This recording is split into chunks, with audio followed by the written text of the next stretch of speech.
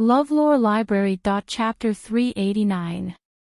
When Su Yan Mo's accompanying maids and coachmen saw her approaching with a gloomy expression, they were so scared that they lowered their heads and did not dare to say a word. This was because these people who served Madame Su all year round knew that according to Madame Su's habits, whenever she was in a bad mood, she would definitely find a random target to vent her anger on in this group of people. Madame Su did not do what everyone thought and instead walked straight into the sedan chair. Return to the residence. Madame Su sat back in the sedan chair with an unusually cold expression. She gritted her teeth and coldly spat out 2 words from her mouth. When the sedan bearers heard this, they quickly lifted the sedan chair. Helian Jower clenched her fists unwillingly. Mother, are we going back just like this? We haven't even seen the hidden army yet. Jower, didn't you hear what the guard said just now? If you want to see the hidden army, just being the descendant of the Helian family is not enough. You must also have the military residence. In the sedan chair, Madame Su gradually calmed down the anger in her heart. She recalled what the master of the He family had asked the guard to tell her and slowly explained to her beloved daughter. Helian Jower was also smart. With just a few words of advice, her eyes lit up. So you're saying that even if that little bitch Helian Vivian comes, as long as she doesn't have the military seal, she won't be able to see the hidden army, right? Yes, in order to truly deploy the hidden army, one must have the military seal. So even if that little bastard has the blood of the Helian family flowing in her veins, it will be useless. Moreover, her actions in the past few years have already disappointed the hidden army. Otherwise, as the only descendant of the Helian family, the hidden army would have contacted her long ago. However, the truth is that even old Master He doesn't like that little bastard. Even if she can find the hidden army, they might not necessarily listen to that little bastard's orders. Thinking of this, Madame Su's face no longer had the anger from before. Instead, she smiled more happily than ever. The Helian Jower also curled her lips and leaned on Su Yan Mo's shoulder. She said happily, then wouldn't that little bastard Helian Vivian's last escape route be cut off? After the 3rd prince chooses a secondary consort, under good circumstances, he will still leave her a place in the palace. If the situation is not good, he will directly abandon that ugly girl. When that time comes, father will seize all of the inheritance rights of the Helian family. That little bastard will definitely cry herself to death in a corner. Even if she has profound heavens, she still can't beat me. Of course, our Jiao heir is the most sensible and beautiful. Su Yan Mo reached out and caressed the Helian Jower's long hair. Imagining the days to come where she could hold her head high made her feel very relieved. By then, the congregation would be over and Helian Vivian would be kicked out. She must bury that little bastard in the ground, just like her mother. However, Su Yan Mo would never have dreamt that not only did Helian Vivian get the recognition of the hidden army, she had even started her first batch of firearms experiments. Therefore, on that day, just as Su Yan Mo left, Helian Vivian received news that she was looking for the hidden army. After disguising herself, Helian Vivian put on a cloak and went to the He family. Old Master He looked a little angry. They stole someone else's house and yet they still talk like the hidden army belongs to them. Who do they think they are? Helian Vivian laughed. Old Master He's voice deepened. Wei, is this how you've been all these years? That mother and daughter pair are the worst. Helian Vivian did not want to talk about Su Yan Mo and the rest. Don't tell them that I got the hidden army first. LoveLore Library. Let's see what they want to do. Now that the Imperial Court is not stable, it's safer for the hidden army to keep a low profile. It won't be too late to let them out after we've made all the guns and ammunition. Speaking of your guns and ammunition, it's amazing. Old Master He pointed at De Xiong who was practicing outside. Especially that assault cannon that De Xiong is carrying. it can even smash rocks into pieces. Helene Vivian was not surprised by the power of the assault cannon. After all, she knew its effect better than anyone else. However, Helene Vivian did not expect it to be made so quickly. Are all of them done? There are still 1 or 2 items left, but most of them have been completed. I sent you this letter because I wanted you to come and take a look at our results, Old Master Hay said as he led Helene way into the inner courtyard. The place was very secluded and covered with a layer of cut green branches. Open it. There were a total of 10 big wooden boxes. The high-quality guns were lined up in a row, shining with a cold black light. Helene Vivian smiled as she bent down and picked up one of the guns. She pushed the gun and loaded it. Her skillful and fast movements had a unique handsomeness. Not bad. Other than the fact that the heavy machine gun was not as exquisite as the modern ones and would be more unbearable to carry on one's shoulders, there were no other problems. Dressed in military uniform, Qi Yan was standing not far away from her. His eyelids were slightly raised, and his slender legs gave people the feeling that they could crush everything. Helene Vivian put down the gun in her hand and smiled at him. When Scarlet Flame walked in, his gaze fell on the collar around her neck. His long eyebrows furrowed. What is this strange thing? Helene Vivian said, "Ah." She could not say that the third prince wanted to play a role, so she only said vaguely, "It's just a decoration." Using a dog collar as a decoration.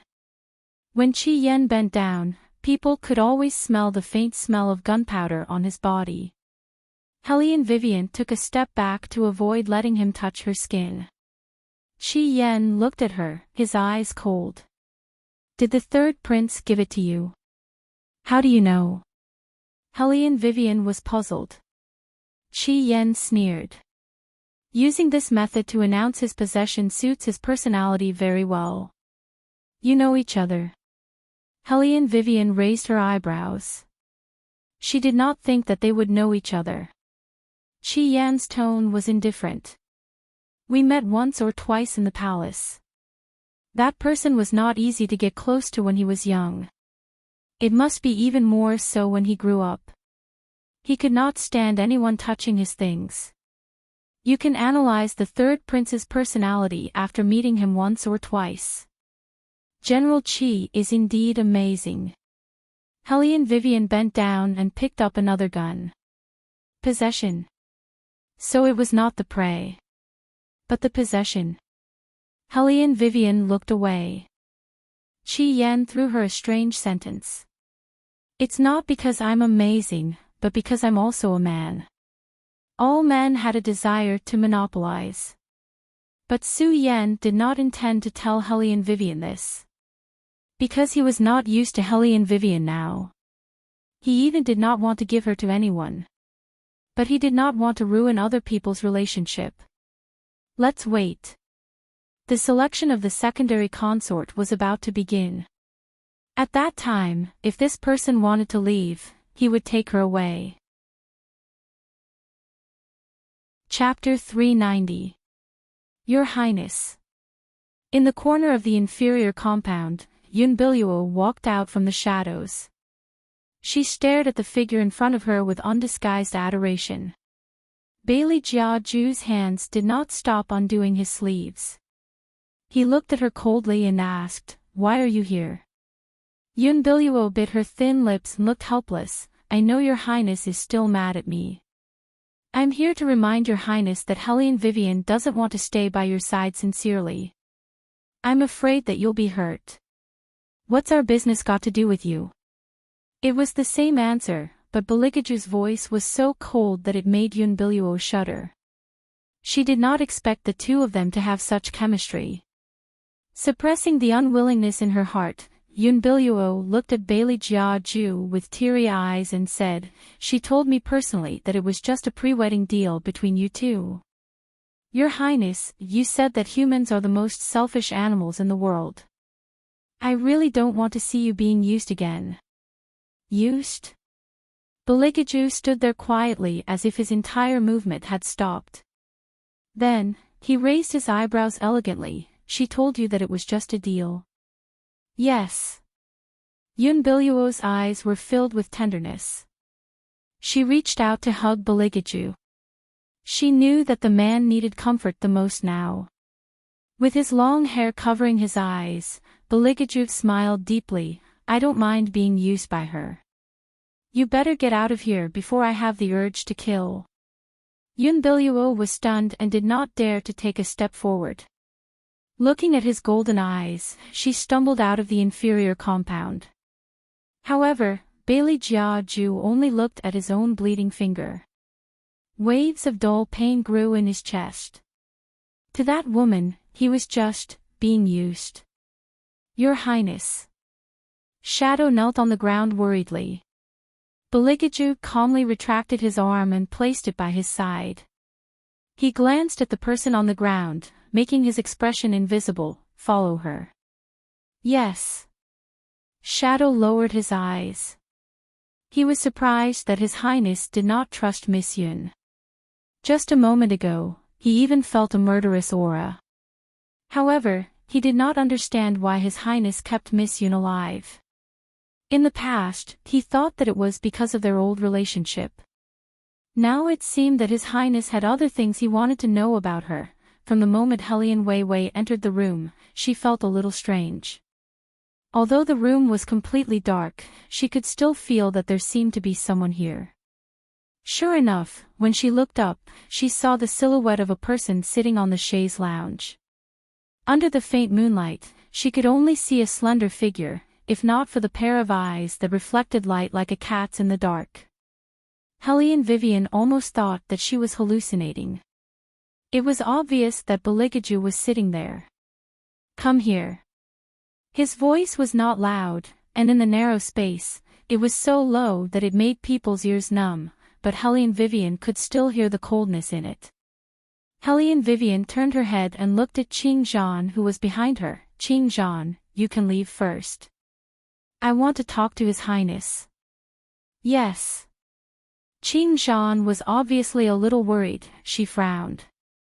However, she still left and did not forget to close the door before she left. Helian Vivian reached out and lit the oil lamp. Only then did she realize that beside Baligaju's hand was the package that she had packed for the full moon night. When she approached to tidy up those clothes, Bailey Jiaju unexpectedly curved those rare thin lips of his towards her.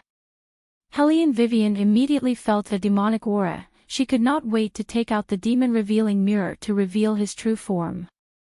It's because I usually spoil you too much, that's why you have such big guts, isn't it? Bailey Jiaju looked at her with a heavy gaze, his body still carrying the unconcealable smell of blood. Helian Vivian wanted to say something as his warm breath lingered around her ear. Bang! Baligaju pressed her on the table, the candlestick fell to the ground and made a series of clanking sounds. A dangerous aura was approaching, so close that Helian Vivian could clearly smell the faint mint sandalwood scent on his body. She did not know if it was because he had just woken up. His voice was slightly hoarse. You really want to leave? His voice was cold and ruthless. The intoxicating tea fragrance became hot. It was more like some kind of aphrodisiac. Helian Vivian could only turn her face away. She could not help but feel uncomfortable, especially when Baligaju was close to her. It was as if a fire was burning in her body, roasting her limbs until they were soft, and even her consciousness was gradually blurred. She looked at Baligaju in a daze. She just wanted to maintain her rationality and pretend that nothing was wrong. She was not deliberately trying to be brave, she just did not want him to see her in such a sorry state. Let go of me first. He glanced at her, and the smile in his eyes gradually disappeared under the dim yellow light. He began to become incomparably cold again. Why should this king let you go, so that you can leave now and fly away with someone else? Helian Vivian, to you, am I that easy to use? I used to think that you were stupid, but now... Ha! A he was not contained in his words. I am not using you. Helian Vivian felt that her strength was draining away, so she could only focus and reply, We are helping each other. You were the one who agreed to the original contract. Bailey Jiaju stared blankly for a moment. When he first signed the contract, he wanted to find an excuse to feed this little fox until she was mature. He didn't expect that she would use it to shut his mouth again and again. Hellion Vivian was a bit confused. She was confused for a while, then she sobered up a bit and wanted to push Beligaju away. About the package, how do you explain it? Bailey Jiaju exerted force with his left hand and trapped her in his arms. She couldn't even move an inch. Hellion Vivian was a bit annoyed by the evil fire in her body, so she reached out and grabbed his collar, because I need a place to spend the night of the full moon. This answer, Your Highness, should be satisfied. In order to prevent herself from pouncing on him, she tried her best to avoid the two of them meeting. This person kept coming in front of her. Be careful that she really did what Yuan Ming said, and left after pouncing on him. Hellion Vivian had a bad temper. She was vengeful for the smallest grievance. She would not allow anyone to go against her when she wanted to eat or do something, so she had to have the same personality as a fox. No one knew better than Bailey Jiaju how domineering Hellion Wei Wei was. Don't be fooled by her thin figure. She was not afraid of him at all. This kind of bad-tempered person, now obediently curled up in his embrace, made Beligaju's chest feel completely suffocated. His fingers rubbed Hellion Vivian's claws, and he smiled dangerously. Where are you going to spend the night?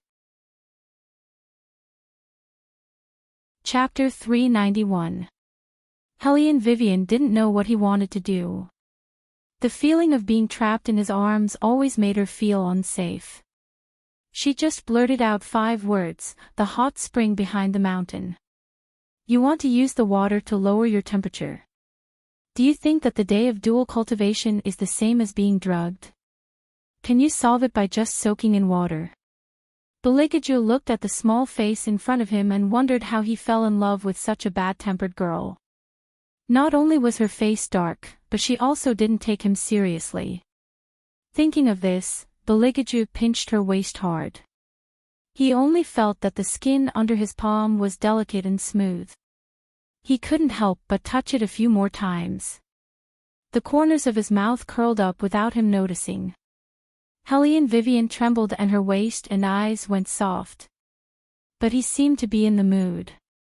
He looked like he was teaching a disobedient subordinate. His fingers slid under her clothes. There was a slight friction between the skin and the itch slowly penetrated into the pores. He slowly raised his eyebrows. You are afraid. Hellion Vivian trembled and turned her head to the side. She seemed to smile, afraid. What's there to be afraid of? You know what I'm talking about. Beligaju's thin lips slid over her neck. Since you just came in, your body hasn't relaxed. Are you afraid that I will suddenly want you? Or are you afraid that you will pounce on me and beg me to do you? Hellion Vivian was stimulated by his words and her body temperature became hotter. As they rubbed against each other, her body twisted. She hung on Beligaju's body and sat in Beligaju's arms. When she twisted around, she inevitably touched some parts that she shouldn't touch. So, she could only hold on tightly to his clothes. But Hellion Vivian didn't expect that she looked weak and helpless like this, which made people want to destroy her. Especially when she pulled open her collar due to the struggle, revealing her fair skin and black collar. Her beautiful deep collarbone looked seductive, and even the corners of her eyes were slightly pink. Beligaju's eyes darkened. He kissed her directly on the side of her ear and smiled enchantingly. Obviously, your body needs me more than soaking in the water. Hellion Vivian didn't know why her breathing became rapid. She felt that the surrounding temperature was a little too high, and even her back was a little hot. She wanted to avoid him, but Beligaju's lips stuck to her skin without any hindrance. Hellion Vivian felt all the pores on her body explode. Her mouth was so dry that she couldn't even spit out a single word for a moment. A thick and unique aura had filled the entire room at some point in time, urging on something. It was like the song of a siren. When people heard that charming voice, they had already fallen into the abyss. Hellion Vivian couldn't stand it anymore. She pulled Beligaju down and climbed up like a vine. She clung to him tightly and let out a silent sigh of comfort. There was a layer of water in her originally pale eyes. Beligaju, who was teased, seemed to have finally come back to his senses. He suddenly grabbed Hellion Vivian's waist with one hand, and his palm reached into her clothes to grope unscrupulously. He pinched her chin and lifted it up. "Do you want it?" Under the weak light, Hellion Vivian's face was red, and her eyes were like overflowing spring water. She couldn't hear what he was saying. Beligaju kissed her fiercely. Hellion Vivian softly leaned in his arms and slightly raised her head. Her lips and tongue responded shakily, and the kiss became lingering. One side plundered to their heart's content, while the other side took and asked. The ambiguous sound made people blush and their hearts beat faster. But they seemed to be unaware of it. Some feelings that couldn't be expressed when they were awake flowed into each other's hearts. Hellion Vivian had never been so docile. She let Beligaju plunder her body, but she still felt that it was far from enough. She just wanted to bury herself deeper in the man's arms. Her long legs couldn't help but rub again and again, like a silent and shy invitation. Beligaju's breathing became heavier, but his eyes were clearer than ever. "Tell me, who is the young Master Tang you are talking about? As long as you tell me, I will give it to you." This name was like a sobering agent implanted in Hellion Vivian's brain. It was only for a moment. "There is no such person." Hellion Vivian's eyes were cold. She grabbed her wrist and twisted it hard. Kacha, a soft sound was heard. Beligaju's whole body trembled. He reached out and pulled her over. "What are you doing?" Hellion Vivian gathered some reason and strength from the pain.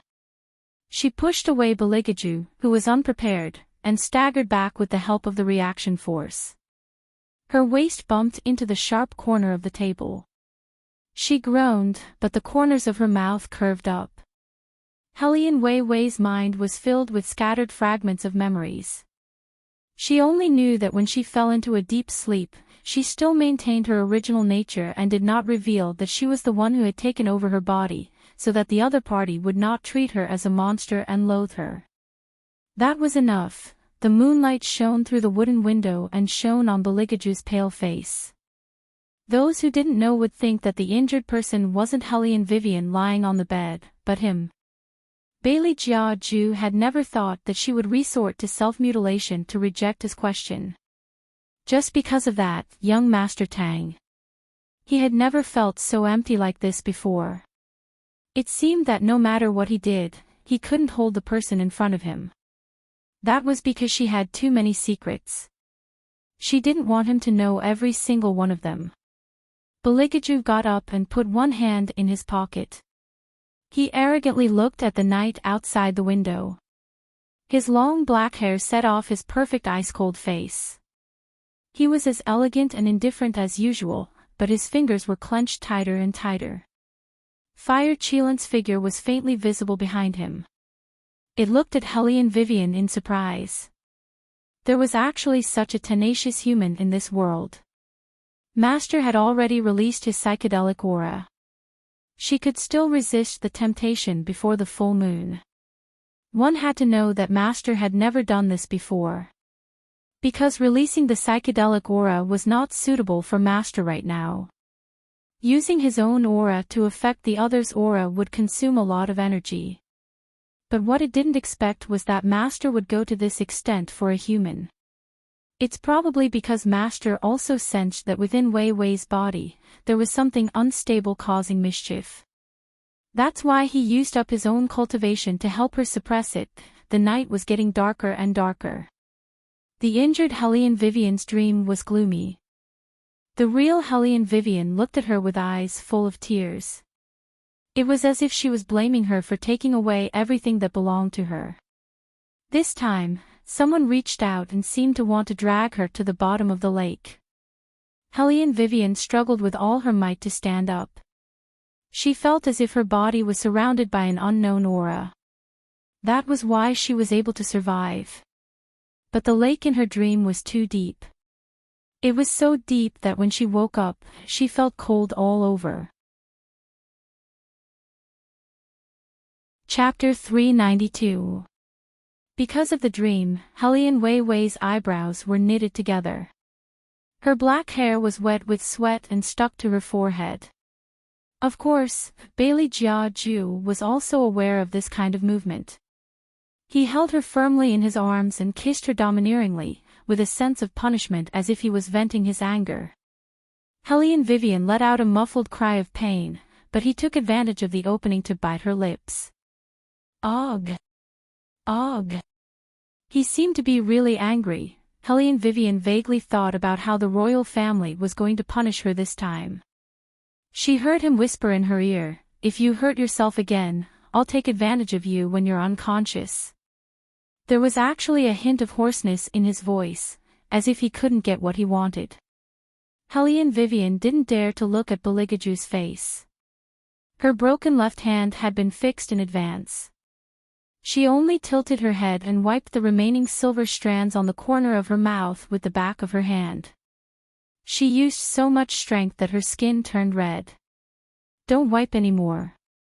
Beligaju pressed her hand down. The corner of his mouth was a little bitter. Did she dislike his kiss that much? Resentment, jealousy, grievance, and other conflicting feelings spiraled and grew stronger, hitting his chest until it was a little dull. Helene Vivian nodded. She was still a little confused. She didn't understand how she and Beligaju had come to this point. Just as her thoughts were running wild, Helene Vivian heard Beligaju take a deep breath.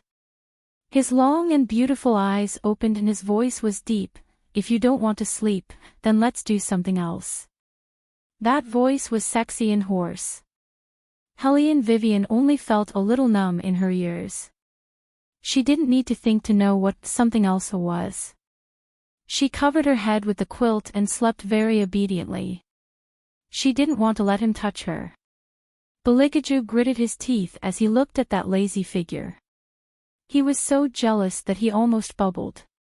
He almost blurted out a question, but in an instant, he saw Helene Vivian's expression. Her thin lips were pursed and her face was slightly red. She seemed to be a little nervous. Ha! How rare! Even a cunning fox would be nervous. The two of them slept on the same bed.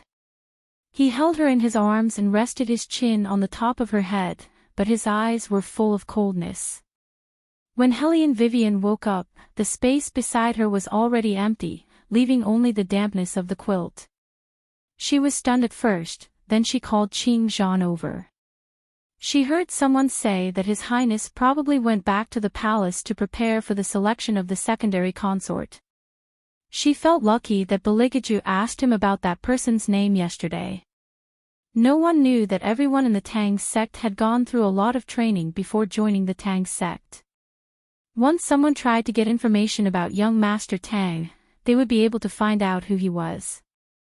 Their bodies would react in the most basic way. Of course. For Helene Vivian, even if there was no such training, she wouldn't say that person's name either. Because in the 21st century, he was the only person she wanted to protect.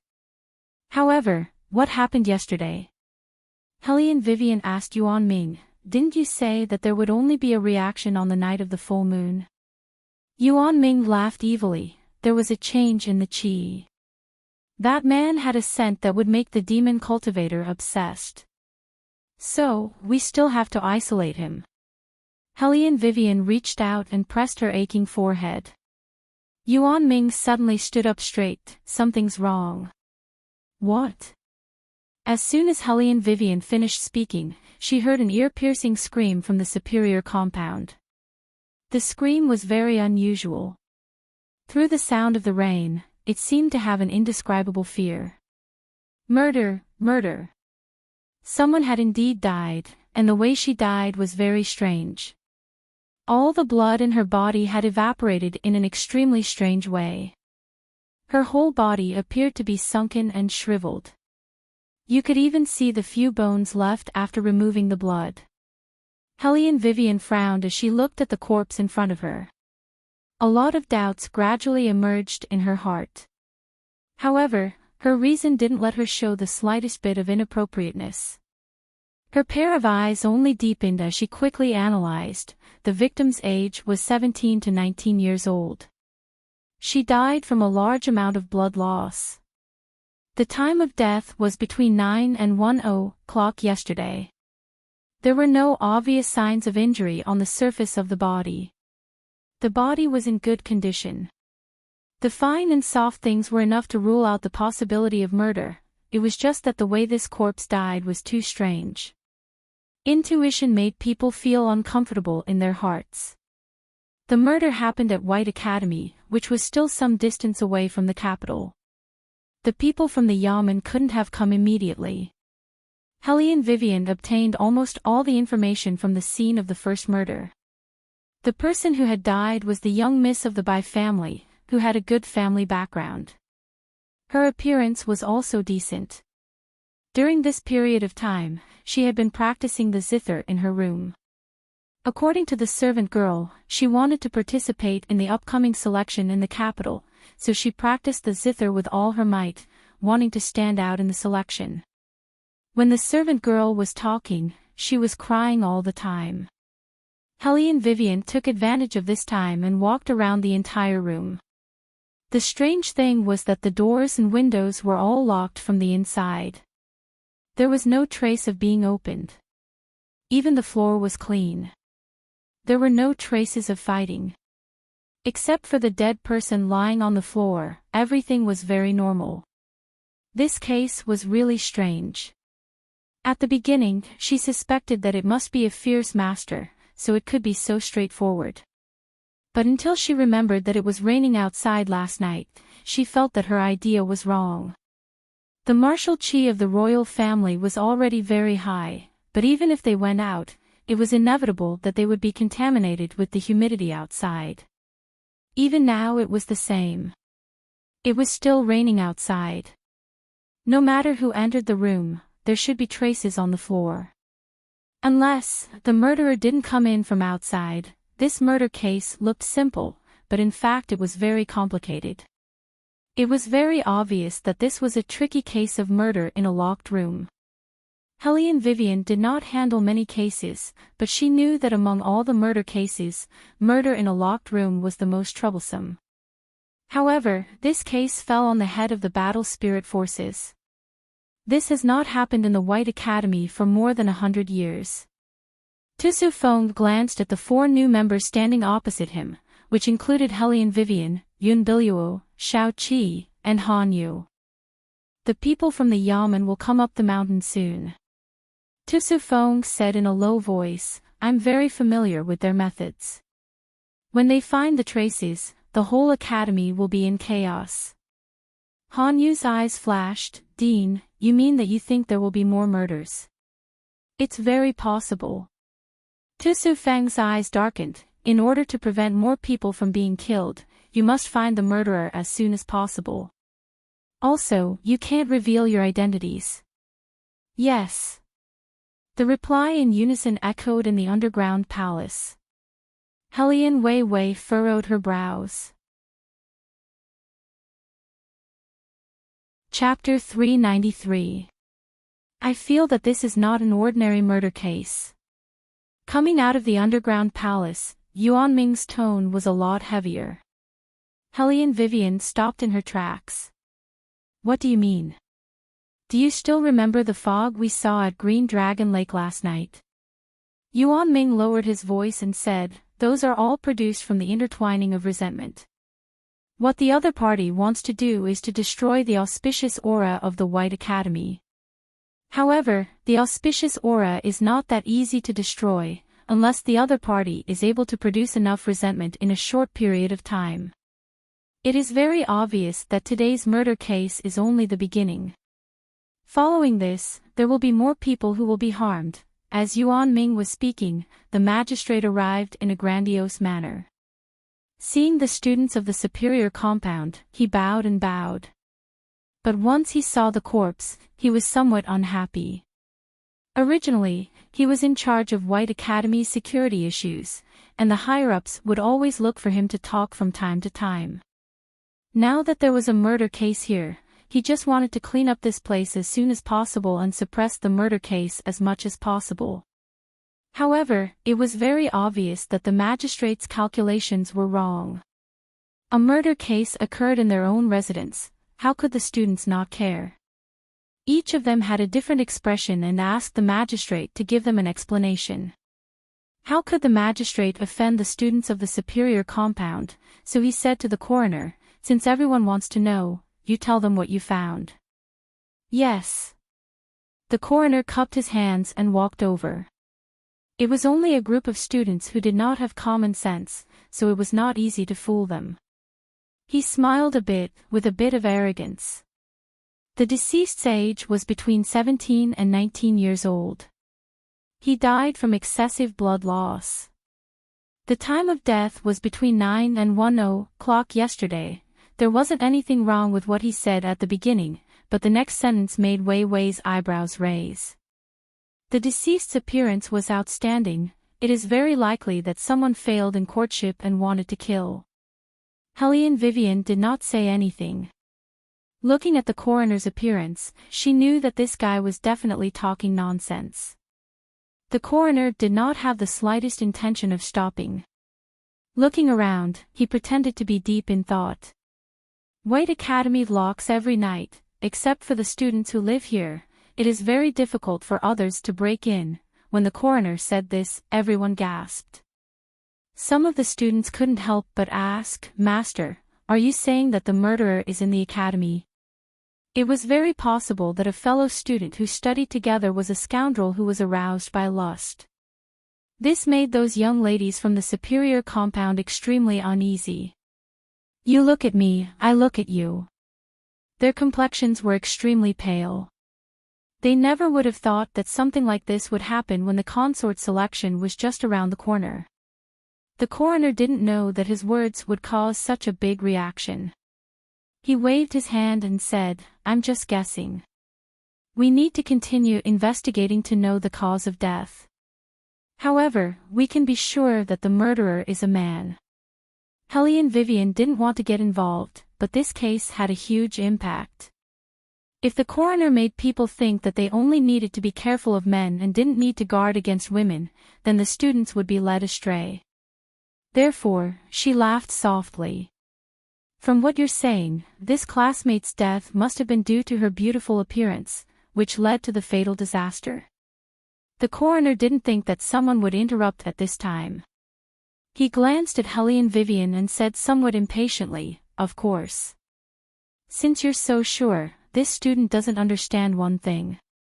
Helene Vivian's voice was indifferent. Since someone was aroused by lust, then why wasn't the deceased's clothes damaged in the slightest? The coroner was stunned. Only now did he notice the details that Helene Vivian said.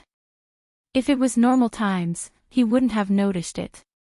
However, this time, he saw that the master wanted to settle this matter as soon as possible, so he didn't investigate in detail. The coroner didn't recognize Helene Vivian. He only felt that a woman had pointed out his mistake in front of everyone, making him somewhat embarrassed.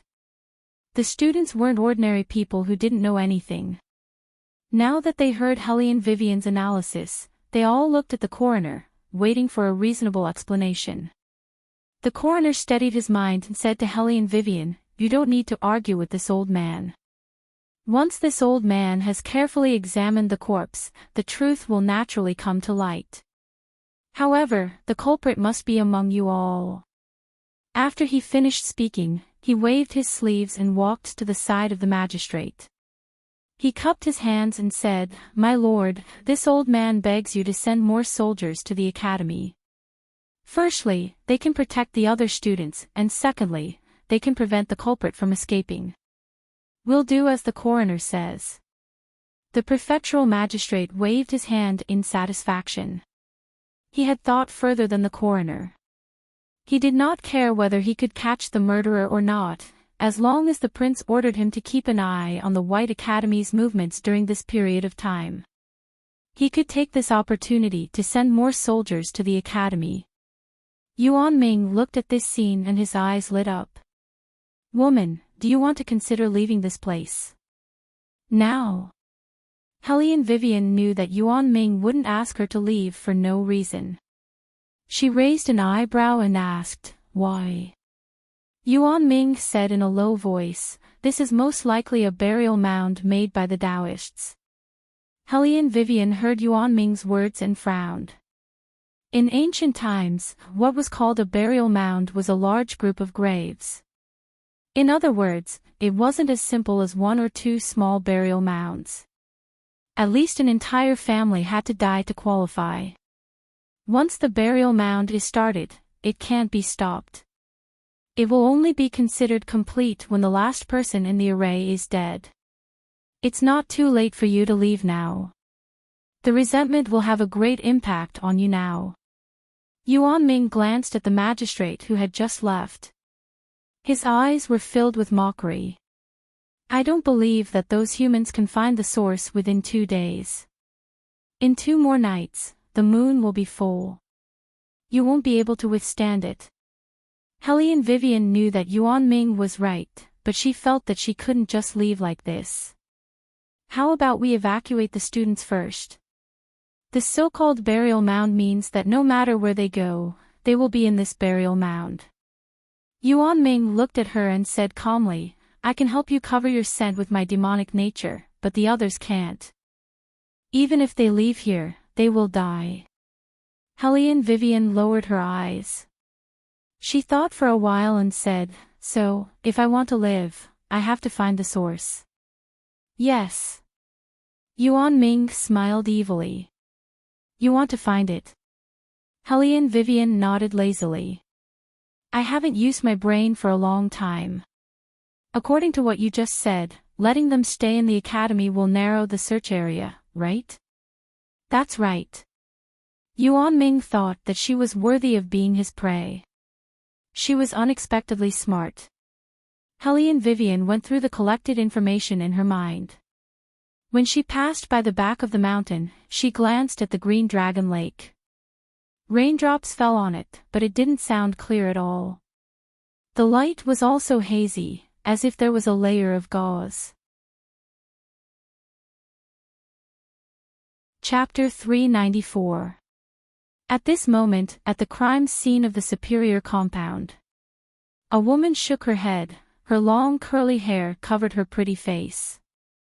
Her action was a little strange, as if she was a puppet being manipulated. The few soldiers who stayed behind did not suspect anything.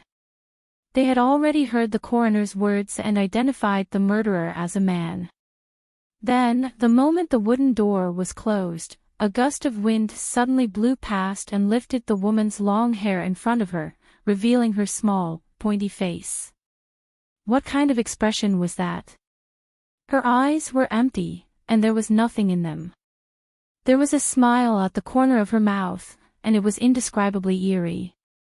She was the next one. Another person died in the White Academy. In just one day, 2 people had died, and this was under the protection of the soldiers. Like the previous victim, all the blood in this corpse was gone, leaving only the skin and bones. Hellion Vivian squatted down and touched the corpse's sleeve with her fingers. It was still warm. In other words, it was not long since the victim was killed, Your Highness. Not waiting for Hellion Wei to get up, a gentle and soft voice sounded at the side of her ear. Hellion Vivian looked back and saw Yun Biluo talking to Beligaju under the flowering tree. "The academy is not safe now, it's better for Your Highness to go back to the palace." Yun Biluo did not understand why His Highness came back when he had already left the academy. Murders kept happening here, it was definitely not safe. After all, his identity was different from others. If an accident happened here, wouldn't it give a chance to those who were eyeing the throne? At this distance, others could not hear what they were talking about. They could only see the side of their faces. Someone said enviously, "I heard that Sister Yun and His Highness went to the palace together today. It seems that they are going to reconcile. His Highness is always more patient with Sister Yun than others. The position of secondary consort must be Sister Yun. I'm afraid someone will be anxious." Their voices weren't loud to begin with. It seemed that they were deliberately saying it for Hellion Vivian to hear. But what annoyed them was that Hellion Vivian did not react at all. The faint smile at the corner of his mouth made them even more unwilling. If a woman like Yun Biluo became the third princess consort, they would have nothing to say. But it had to be such an ugly woman. Hellion Vivian ignored the two men. Her time was precious. Wait, what was that? Hellion Vivian squatted down and looked at the arm of the deceased. Black spots. Why are you standing here? The Yamen runners who were carrying the corpse were already irritable. Now that they saw a student standing in their way, their tone became even more unfriendly. Hellion Vivian didn't say anything. She quickly stood up. The bailiffs walked forward cursing. Thinking about it, it was really bad luck. Accidents happened one after another, and there was no end to the deaths. When the time came, the Lord would definitely be angry. If the Lord was angry, how could they, as subordinates, live a good life? He didn't know who the culprit was. How could he be so ruthless? According to the autopsy, all the people who died this time had their blood sucked dry for some reason. Although the officials were not gods with profound martial qi, they knew that sucking other people's blood to enhance one's martial qi was a forbidden curse in the divine mainland. No matter who the culprit was, there must be something terrible. The Yamen runners shuddered at the same time. They took a look at the corpse that was being carried and hurried out of the superior compound.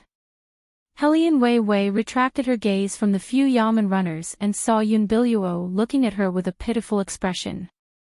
"Miss Wei Wei, please help me persuade His Highness to return to the palace." "I don't have time." Hellion Vivian only gave her 4 words coldly and walked past the two of them. She really admired Yun Biluo's shamelessness.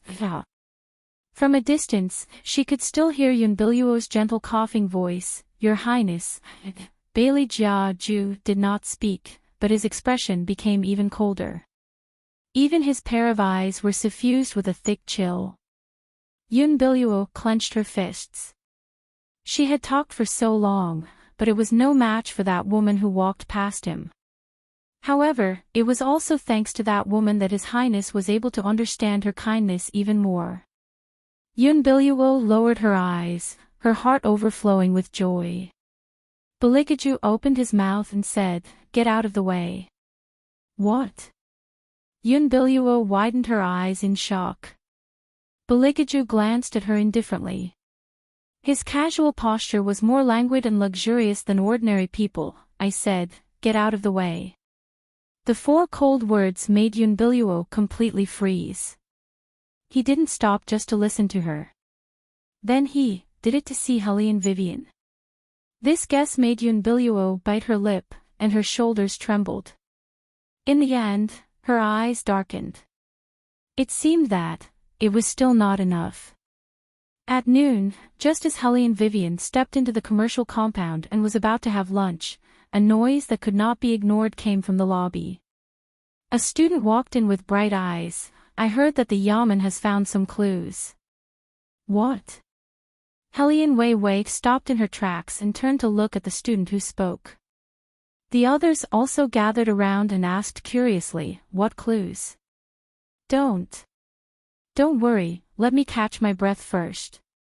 The student who ran and took a deep breath and said, "Before Bai Shinrui returned to her room, she went to a place." Where would she go in the middle of the night? Someone was puzzled. Hellion Vivian suddenly had a very bad feeling. The student said mysteriously, "She went to Green Dragon Lake." "I heard that young Master He was there too."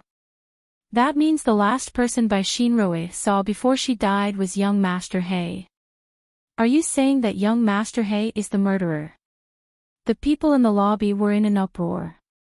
The student lowered his voice. I don't know if he's the murderer, but the magistrate is going to take him away. It seems that he has determined that young Master Hay is guilty. Upon hearing this, Helene Vivian's eyes darkened. Without any delay, she turned and left the commercial compound and walked toward the inferior compound. She was not afraid of anything else, but she was afraid that the magistrate would let Hay Zay be the scapegoat in order to close the case quickly. The Hay family was powerful in the business circle of the capital city and had plenty of money. However, it was obvious that someone was manipulating this case behind the scenes. The Hay family might not be able to defeat the other party. Otherwise, the magistrate would not be so bold as to take him away. In this strange world, she did not have many family members. Hay Zay protected her in every way in the academy. Not to mention that if she did not ask him to watch Green Dragon Lake, he would not be taken away as a suspect. She could not wait any longer. Bang! Helene Vivian pushed open the wooden door in front of her. Bailey Jiaju was unbuttoning his shirt when he heard the noise. He slowly raised his eyes, but his expression was definitely not pleasant. He merely looked at Helene Wei Wei, who was standing in front of the door. Chapter 395. Helene Vivian paused her steps and thought for a moment before opening her mouth. I need your help. What help? Beligaju's tone was very indifferent, with a trace of coldness compared to usual. Helene Vivian felt that bringing up this request would be disadvantageous to him, but she could only do so. Hay Zay has been caught as a murderer. That magistrate simply wants to find a scapegoat to settle this matter. There should be someone behind him. If there is no one with a higher status to suppress him, he will definitely continue to be unbridled. Beligaju did not speak, only stopping the movement of his hands. He tilted his head to look at her, his eyes filled with endless iciness. Helene Vivian recalled that he had warned her countless times not to get too close to Hay Zay, so she inevitably felt a little guilty.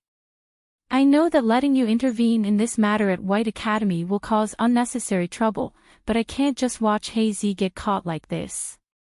He is not the murderer. This is the first time you've asked me for help. Beligaju's slightly cold voice sounded in the room, like ice-cold sake slowly rotating. But it is for another man. Helene Vivian raised her head and looked towards the man. Beligaju still had an indifferent and noble appearance. The exquisitely made robe draped over his body, straight to the side of his feet. He slightly tilted his face, his eyes filled with bottomless darkness. Obviously, he still had the imposing manner of a monarch overlooking the world. Helene Vivian did not know what was wrong. Perhaps it was because his eyes were too desolate, there was not a single reflection of the blue dome of heaven. Helene Wei Wei's chest tightened involuntarily, as if she was affected by his appearance, even the air around her became silent. After a long while, Beligaju stood up and walked towards her step by step. That attractive handsome face was like a perfectly cut ice diamond, dazzling and sharp. If I help you, what can I get in return? The throne.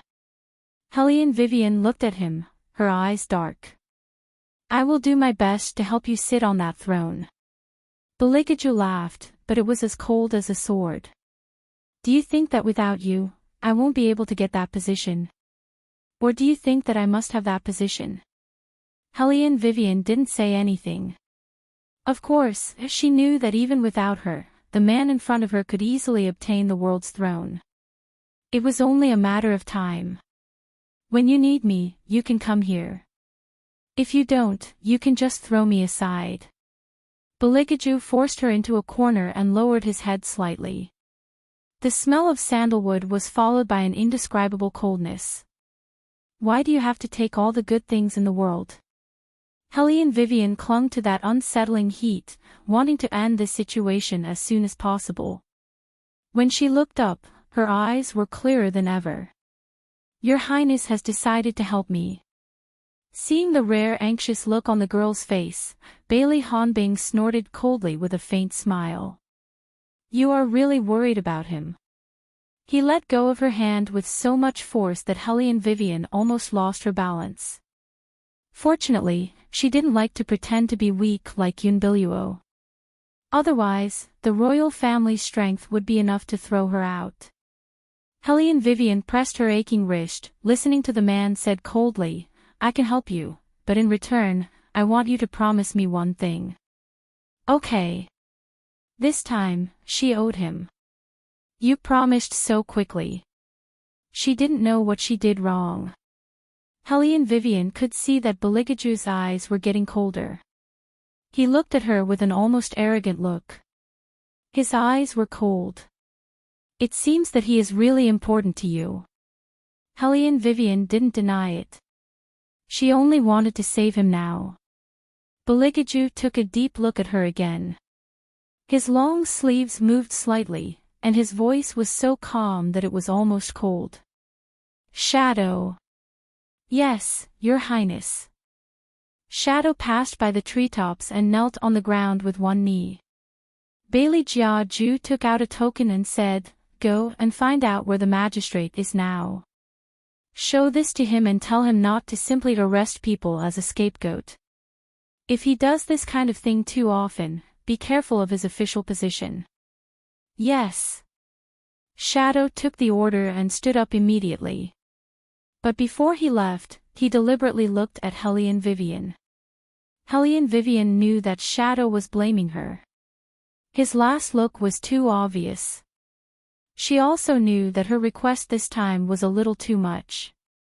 This kind of decision was very likely to get Bailey Jiaju into trouble.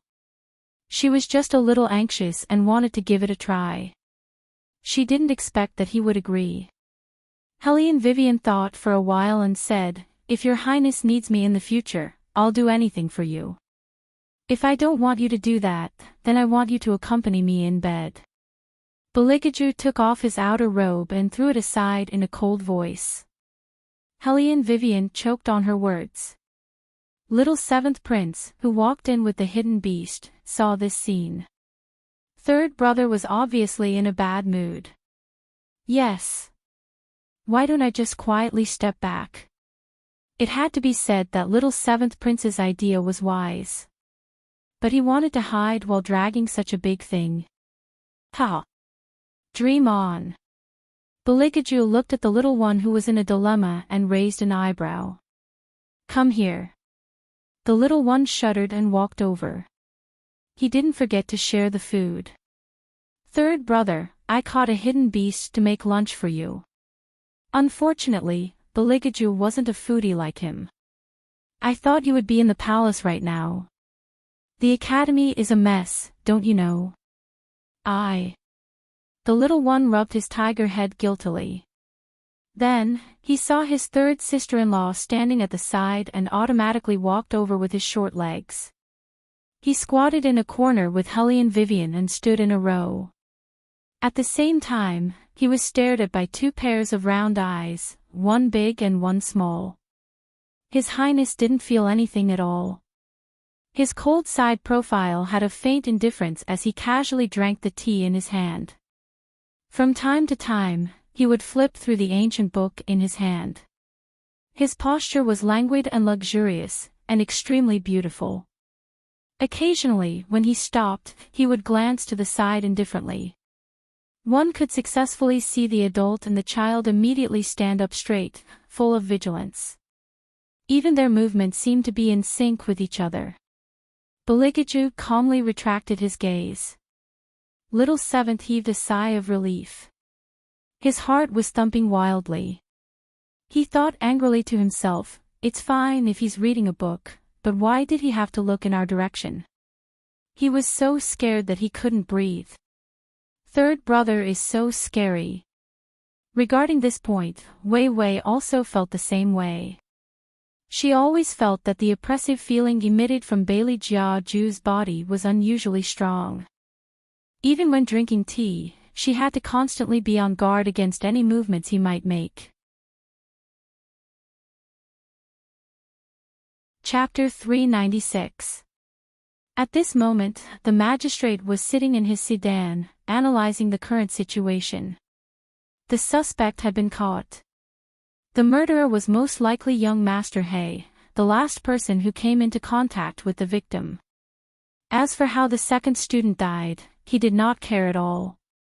As long as the case was pinned on one person, the case could be closed.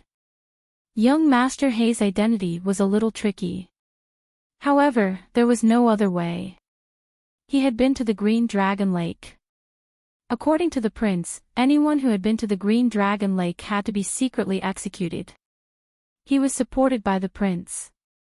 Compared to the Hay family, he was more afraid of offending the prince. While the magistrate was thinking, the carriage suddenly stopped. "What's wrong?" the magistrate shouted impatiently. The manservant respectfully handed over a token. The token was not big, and it was just enough to be held in one hand. On the surface, there was nothing special about it. However, the words written on it made the magistrate lose his footing and almost collapse in the carriage. His Majesty has arrived in person. The magistrate's first reaction was to wonder if the retired emperor had found out that he had cooperated with the prince and had come to punish him personally. The servant had never seen his master so nervous before. His face had turned deathly pale, and he no longer had his usual domineering attitude. The magistrate opened the letter with trembling fingers. His face was completely pale. It was the royal family. After reading the letter, the magistrate froze. He could not stop the chill in his heart and he almost fell to the ground. He did not want to go any further. The prince. Only the prince could save him now. The magistrate pulled the curtain open and shouted anxiously, "Turn around, turn around. Don't go to the academy. Tell them to release young Master Hay immediately. Don't go to the academy. But we finally have a clue for this case." The coroner sitting next to him did not know what was going on. The magistrate gnashed his teeth. "Why bother with the case now? I'm afraid I can't even keep my life.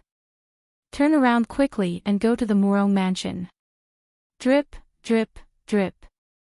The rain fell on the banana leaves. Apart from Mourong Wang, there was also a handsome man in white sitting in the Mourong palace. The prefectural magistrate was drenched from head to toe. When he saw the man, he was shocked at first. Then, he handed over the token in his hand. "Young master, do you recognize this?" The man looked at the token and didn't say anything. He just narrowed his eyes slightly and a deep look flashed across his eyes. King Mourong could not stand still. There was fear on his face, but there was also a viciousness that could not be concealed. "This is the third prince's token." Yes, this lowly official entered the White Academy to handle a case this time. "It seems that I have offended him and caught someone who shouldn't be caught.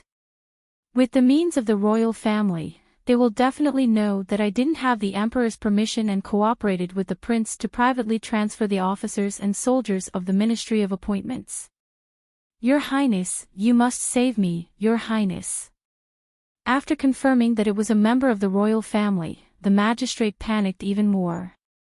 "Don't worry, I will protect you." Emperor Mourong patted the magistrate's shoulder. "The fifth prince will remember your kindness." The magistrate wiped the sweat on his forehead and smiled in relief. He knew that all these years of offerings would not be in vain. The fifth prince was different from the third prince. Although he was young, he always knew how to be an official and to be in a position of power. If everyone was as conceited as the third prince, how could this network of connections be opened? That was why when King Mourong intentionally or unintentionally hinted at him, he chose to stand on the fifth prince's side. "Then, this lowly official will thank your highness first." The magistrate kowtowed. King Mourong helped him up and said, "Go back first and wait for my order. Don't be too anxious." "Yes." The magistrate retreated respectfully. King Murong narrowed his eyes and looked at the magistrate's back. The corner of his mouth lifted in satisfaction. So what if the third prince's talent is extraordinary? Without the support of his relatives, no matter how amazing his martial chi and talent are, he will not be able to break the situation of officials protecting each other. The rules passed down by the ancestors were to be obeyed. The third prince's faction was just wishful thinking. It was like hitting a rock with an egg. However, at this moment, the other side was in full swing. He still needed his master to make a decision for him. Because as the magistrate had said, if someone found out that he was trying to mobilize the capital's imperial guards, he would face the great crime of being beheaded. Master, what do you think I should do now? The man gently turned the cup in his palm and took a sip. He said casually, since your highness is ready to do it, why don't you take advantage of this opportunity to finish it? King Murong paused. He looked at the man in disbelief. Young. Master, you mean, what I mean is not important. The key is what your highness thinks. The man lowered his voice. The eerie wind blew into Quan Zhengji's ears. If the third prince is no longer around, your highness and the crown prince will be safe and sound. What do you think, your highness? Hearing this, King Murong understood.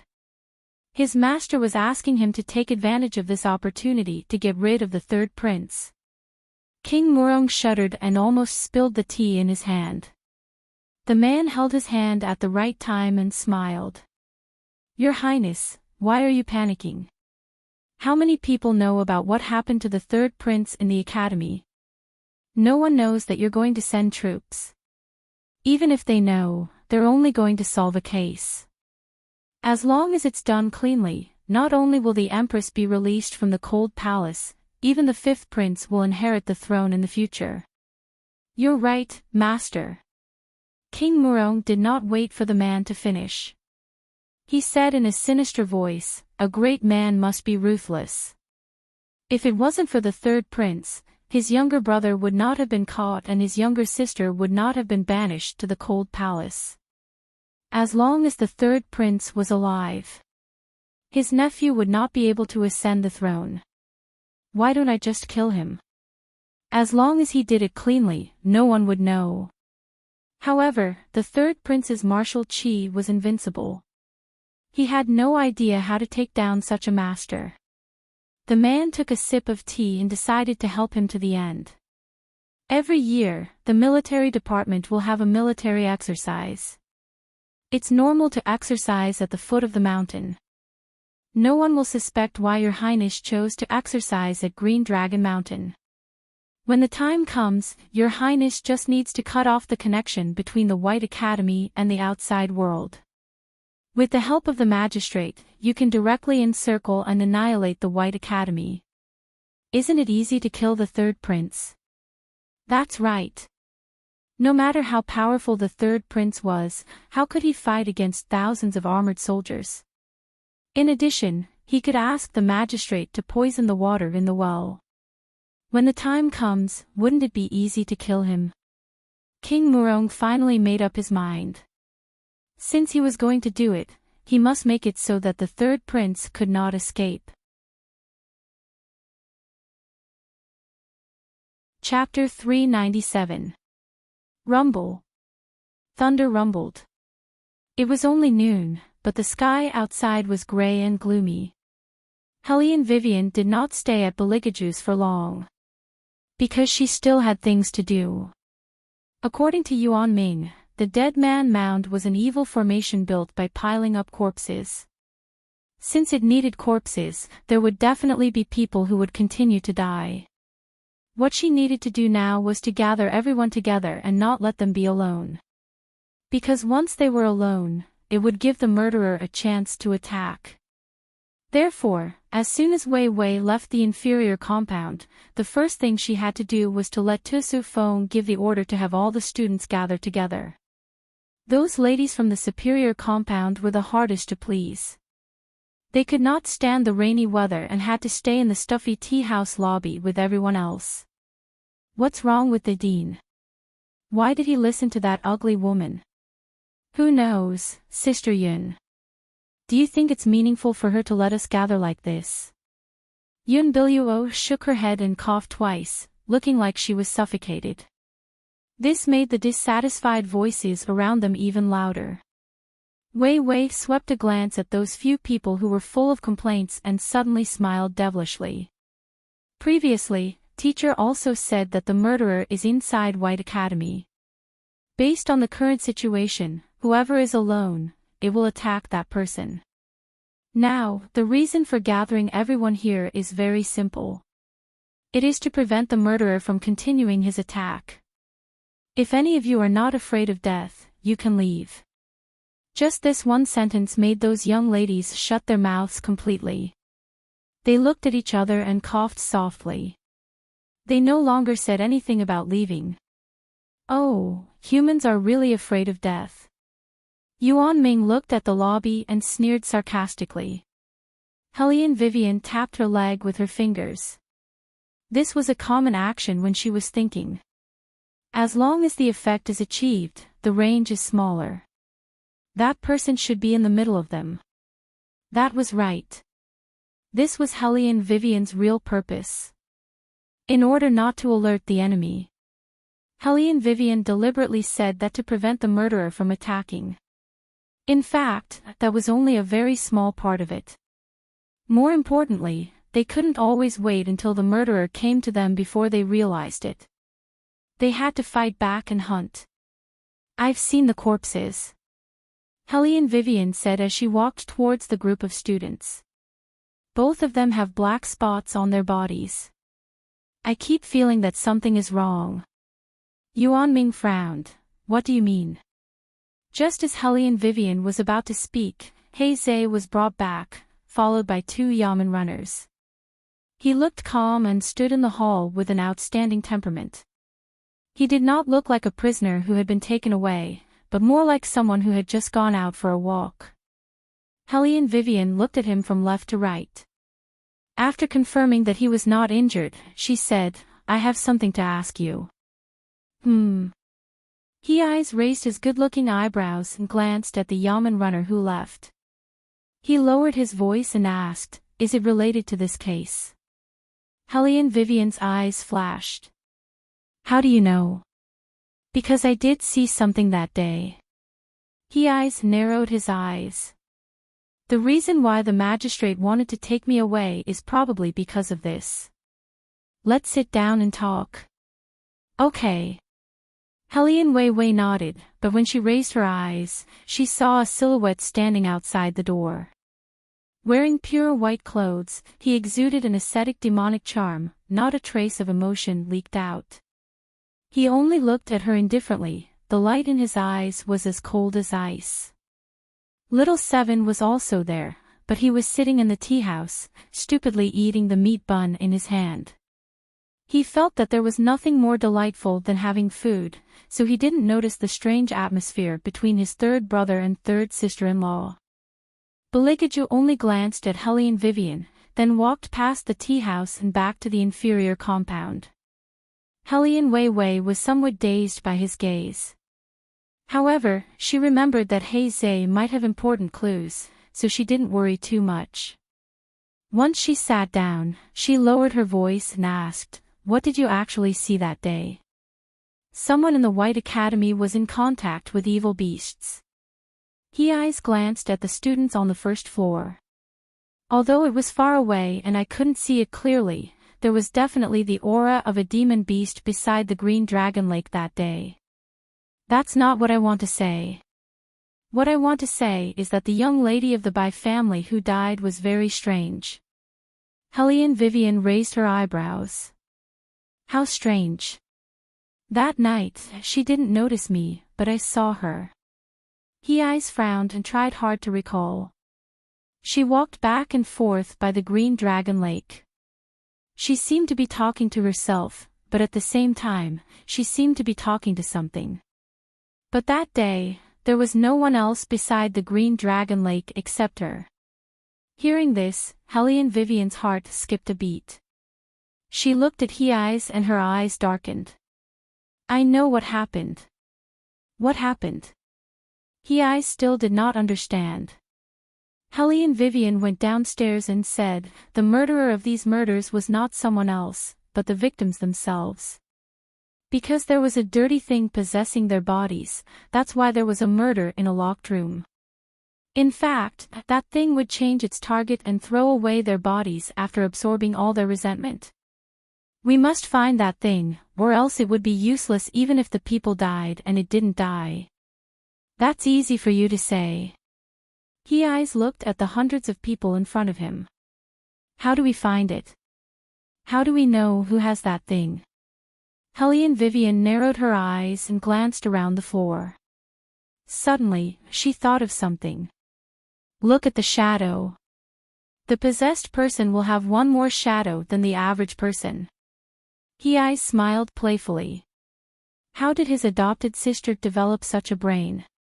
How could she be so smart? Helene Vivian was right. Looking at the shadow was the fastest way to find the demon-transforming beast. Unfortunately, before they started to search, a teacher said. One of the students fainted because it was too hot here, so he went to the private room on the second floor to rest. Resting alone at this time. Helene Vivian did not think that anyone would be so daring. She suddenly frowned and ran directly to the second floor. At this moment, a faint noise came from the depths of the corridor.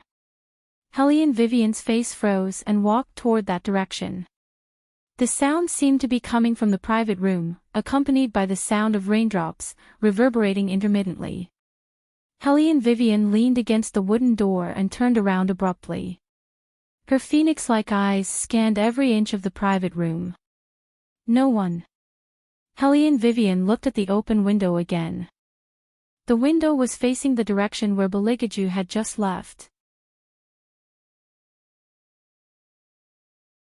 Chapter 398. There was a loud bang. The loud noise interrupted Ying's report. Beligaju, who was sitting on the wooden chair, glanced out of the window and ordered casually, "Continue." Ying lowered his eyes and said, "There is nothing else." The magistrate released them without any hesitation. Beligaju's face was expressionless as he listened to Ying's report. He paused and asked, where did the magistrate go after releasing them? Ying did not expect his master to ask this question. He was stunned for a moment before he replied, I think he went to Prince Murong's mansion. Is Prince Murong also the one who led the guards to put on a show? Beligaju stopped drinking tea. Ying answered, yes. Upon hearing this, Beligaju's eyes darkened. Ying could not guess what his master was thinking. He just continued to kneel and listen to his master's orders. After a while, Bailey Jiaju picked up his pen and wrote a letter. Even though it was a letter, it was only a few words, send it to the military camp. The cold tone of the voice made Shadow realize that this letter was not an ordinary one. Yes, sir. He replied solemnly. Then he jumped out of the wooden window. But he did not know that the person standing outside was the one who wanted to kill the third prince. Bang, bang, bang, the sound of knocking came from outside the door. Beligaju was the only one left in the room. He put down the book in his hand and walked over. His face was still cold, without any warmth. The door was opened. There was a person he did not know standing outside. But judging by his clothes, he was indeed a student of the academy. The student laughed, but the curve of his mouth was a bit abnormal. Why are you still in the room? Someone died at the superior compound again. The dean told everyone to gather at the tea house. Hurry up and come with me. As the student spoke, he reached out to grab Bailey Jiaju. However, Bailey Jiaju evaded his hand without a trace. Obviously, he did not expect there to be such an uninteresting person. The student paused. Probably because all the students had gone to the tea house, the courtyard was eerily quiet. Only the heavy footsteps and rapid heartbeats could be heard. Occasionally, there was the sound of the wind blowing. Both of them did not speak. Obviously, Bailey Jiaju had no intention of following the other party. Gradually, the student lost his patience. He slowly raised his head and smiled strangely. "You're so troublesome. Since you don't want to follow me, I can only solve it here." "Solve what?" "Solve you." Baligaju looked at the rain outside. It was raining non-stop. Compared to the student in front of him, he cared more about whether he would be wet. Even though he was a demon, he was still frustrated by his attitude. The student tilted his head and took off the hat on his head, revealing a pale face. His black hair fluttered in the absence of wind, giving him a sinister look. "Ha, it's been a long time since I've met such an insensible human. But it doesn't matter. Soon, you'll taste the consequences of being insensible." "Is that so?" Baligaju's voice was very indifferent, with a special kind of absent-mindedness. It was as if he did not care about the student at all. The student maintained the sinister smile on his face, but he was a little surprised. This human seemed to be different from the one he had met before. When ordinary people saw him like this, they would kneel on the ground and beg him to spare their lives. Forget it, this stupid human must have not realized how terrifying he was.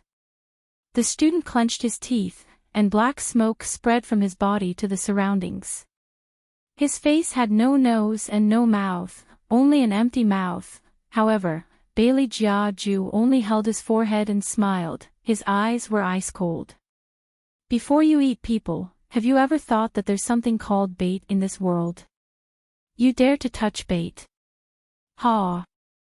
The moment Baligaju looked up, the student took a big step back. He looked at the man in front of him in disbelief. You, who are you?" Impossible, he was definitely not that person. If he was that person, how could he not see through him? And this burial mound. He must have broken through it a long time ago. But why were his eyes? Baligaju did not speak. He looked down at the student from above. His white teeth were slightly exposed, and he was as handsome as a god. He slowly walked towards the student. His white clothes wrapped around his slender figure, revealing a cold murderous aura. When the student saw him, he wanted to run away immediately. However, the man pulled him out of his body with his bare hands. This time, the demon-transforming beast was completely flustered. It tried to find a way to get into the fog. At the very least, it had to tell its master that the man might be back. However, before it could even take a step forward, a blazing heat spread throughout its body. It was a pain that came from the depths of its blood, spreading to its entire body. When Helene Vivian walked up, she saw such a scene. The man's hands were stained with blood. His black curly hair fluttered to his waist. He was like a god in the dark. He was so handsome that one could not take their eyes off him. There was a deep sense of mockery in his eyes. That wild aura and the seductive corners of his mouth made even the magical beasts hidden deep in the academy tremble and be captivated by him. Under the light, his face was almost perfect.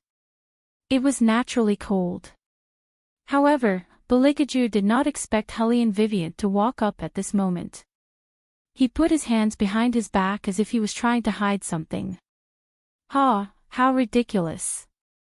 He, who had always regarded the world as nothing, was actually concerned about how others looked at him. That was right. He did not want his prey to see his bloodthirsty look. "Are you okay?" A clear voice came into his ears. Because she was running too fast, she seemed to be worried. Baligaju looked at Helene Vivian. The hostility in his eyes faded away. He wondered how much she had seen just now. However, that person started to touch it.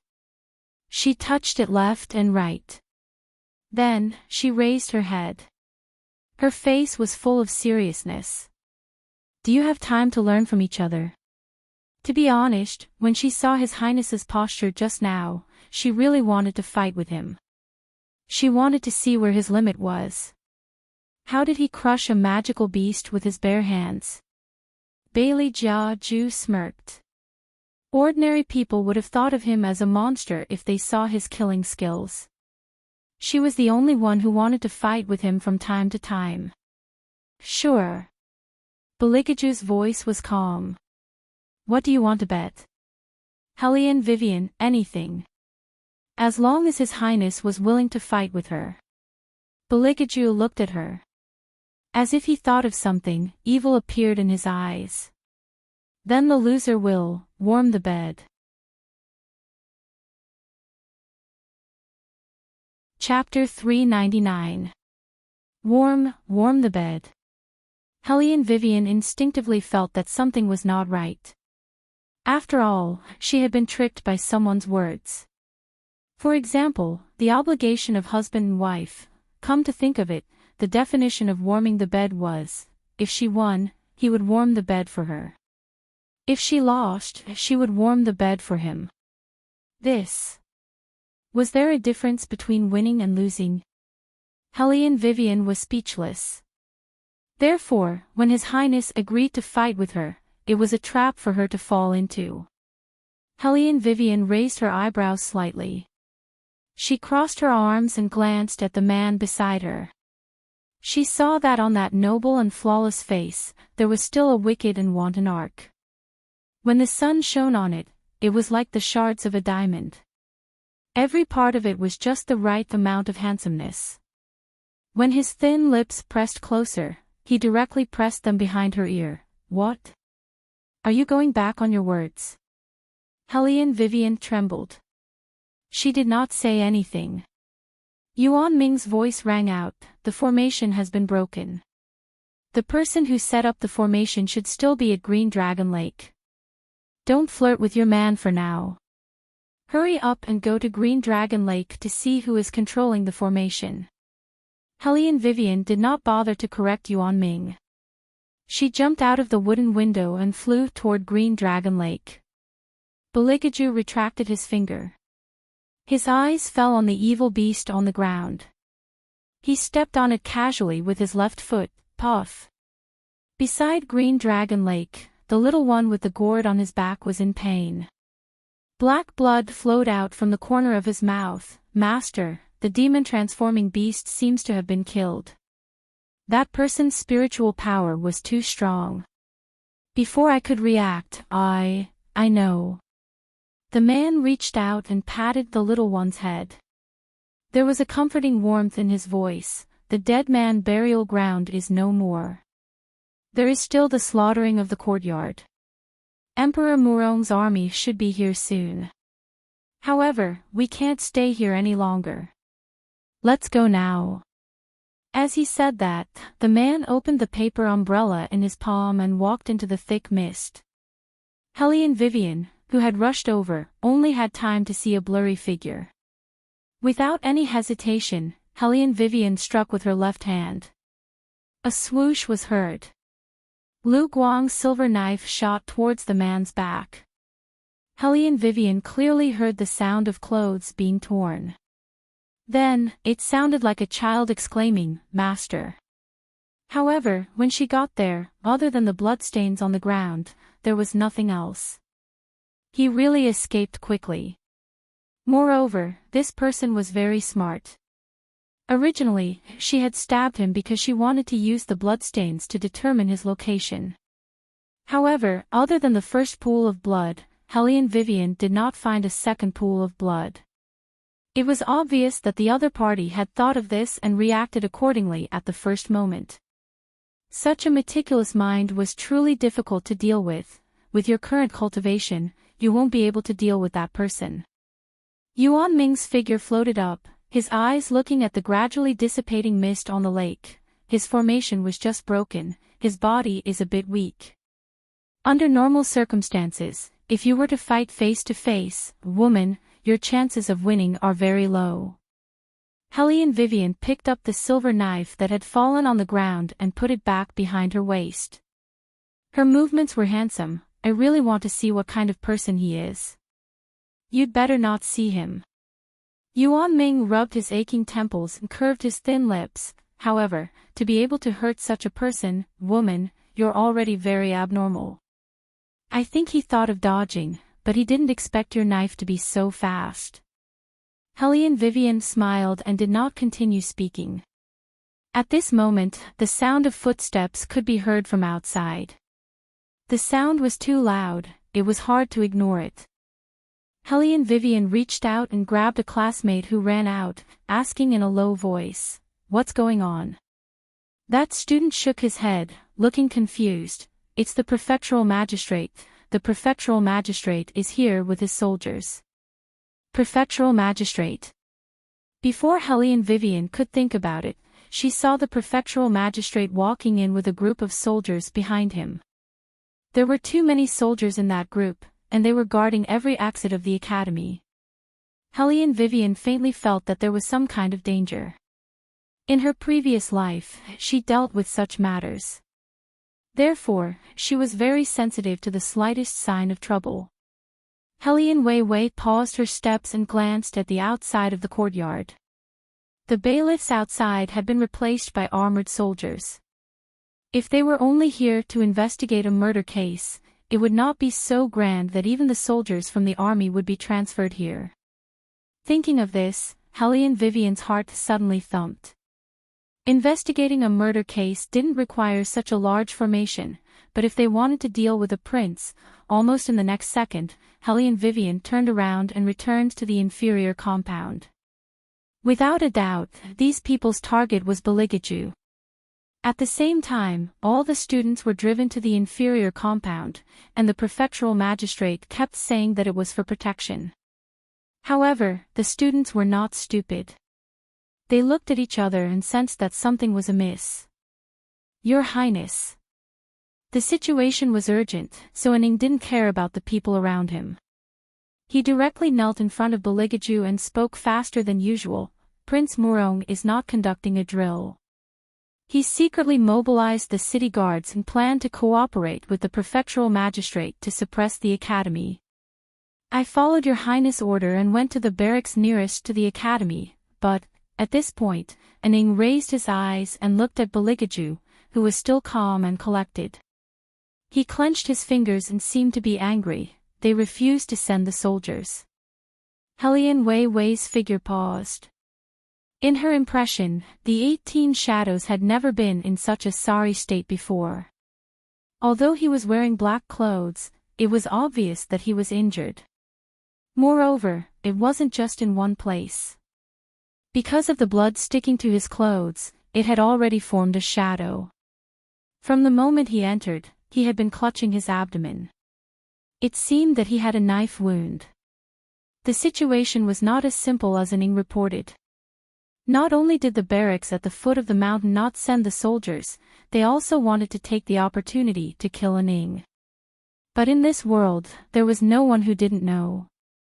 The 18 Shadows were almost the representative of the royal family in the current dynasty. They were not like the other attendants. In the Huang dynasty, only the most powerful martial arts master could command them. Even the current emperor, as long as he didn't practice to the most powerful level, could not make them willingly submit to him. But now, someone dared to openly attack the 18 Shadows. Beligaju had his reasons for not interfering in the academy's case. The relationship was complicated, and one wrong move could lead to eternal damnation. If she had not asked him to help save Hei's, the current situation would not have happened. Hellion Vivian lowered her thin lips and slowly clenched her fingers. Yun Biluo glanced at her, and her eyes gradually lit up.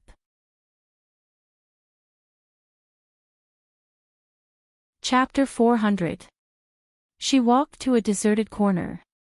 Yun Biluo blocked Hellion Vivian's way. Hellion Vivian was not in the mood to play along with her.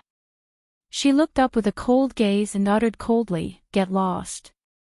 Yun Biluo took a deep breath and her expression changed. She said, "I don't care how you treat me, but I really didn't expect that you would let His Highness take the risk for young Master He. She paused. You asked His Highness to intervene, right? Otherwise, young Master He wouldn't have been released so quickly. Wei Wei's back view paused, the hand hidden in her long sleeves tightened, but that pair of eyes carried a different kind of clarity and rationality. Yun Biluo's voice softened. His Highness has told me about what happened between you and His Highness. Both of you have made an agreement. It's understandable that His Highness helped you, but don't you think you've gone too far this time? Are you done? Hellion Vivian looked back and smiled bloodthirstily. Get lost if you're done. Yun Biluo looked up with a sorrowful face. You and I both know what Shadow's report means. Emperor Murong wants to kill His Highness and replace him. His Highness and I will be together soon. I don't want him to be in danger because of an agreement. If possible, I hope you can leave. Only when you're gone, His Highness will be relieved of the burden on his shoulders. After that, she walked into the crowd, not caring about Hellion Vivian's reaction. Because she had guessed it. A person like Hellion Vivian would definitely not be able to withstand the pressure and would choose to leave. Bang. Another student who wanted to leave was invited back to the inferior compound by the soldiers. They did not understand what happened to their martial chi. It was not until they saw the prefectural magistrate coming back from the well that they realized that they had been poisoned with a certain amount of cultivation dissipation powder. The amount of cultivation dissipation powder was very small and was not fatal, but it reminded them not to use their martial arts. Outside the courtyard, the prefectural magistrate had already begun to deploy his troops. Even though he was sitting in his room, he could hear the sound of horses galloping at the foot of the mountain. It was obvious how fast they were approaching. Although the shadows were injured, they were all expressionless. They were spread out in every corner of the inn, using the vantage point to control the academy's every move. Even if they were injured now, if someone underestimated them, they would still lose more than they gained. This was the power of the 18 shadows. However, there was still no news from the barracks. The letters that were sent out seemed to be dead. They did have people in the capital, but they were quite a distance away. Even if they had already received the news, they would not be able to make it in time. The magistrate didn't make a move because he knew that anyone could leave except for the third prince. Even if he had the best martial chi, it was still the same. A prince who abandoned his subjects and fled in the face of war, how could he be the ruler of a country in the future? If he ran away, he would definitely be spat to death, and his face would be tarnished. They had planned everything before besieging the mountain. Every move was to drive the third prince into a corner. Even if he didn't die, he would have nowhere to go in the future. Yun Biluo looked at all this and was so worried that she gripped the handkerchief in her hand tightly. The situation was more complicated than she thought. The army was pressing in, and they couldn't get any reinforcements. There was only one end for them, death.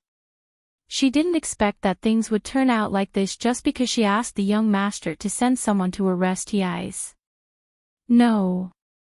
She had to persuade His Highness to leave the hospital and leave the mountain. With the sound of running outside, every student looked at Beligaju like a bird startled by the twang of a bow.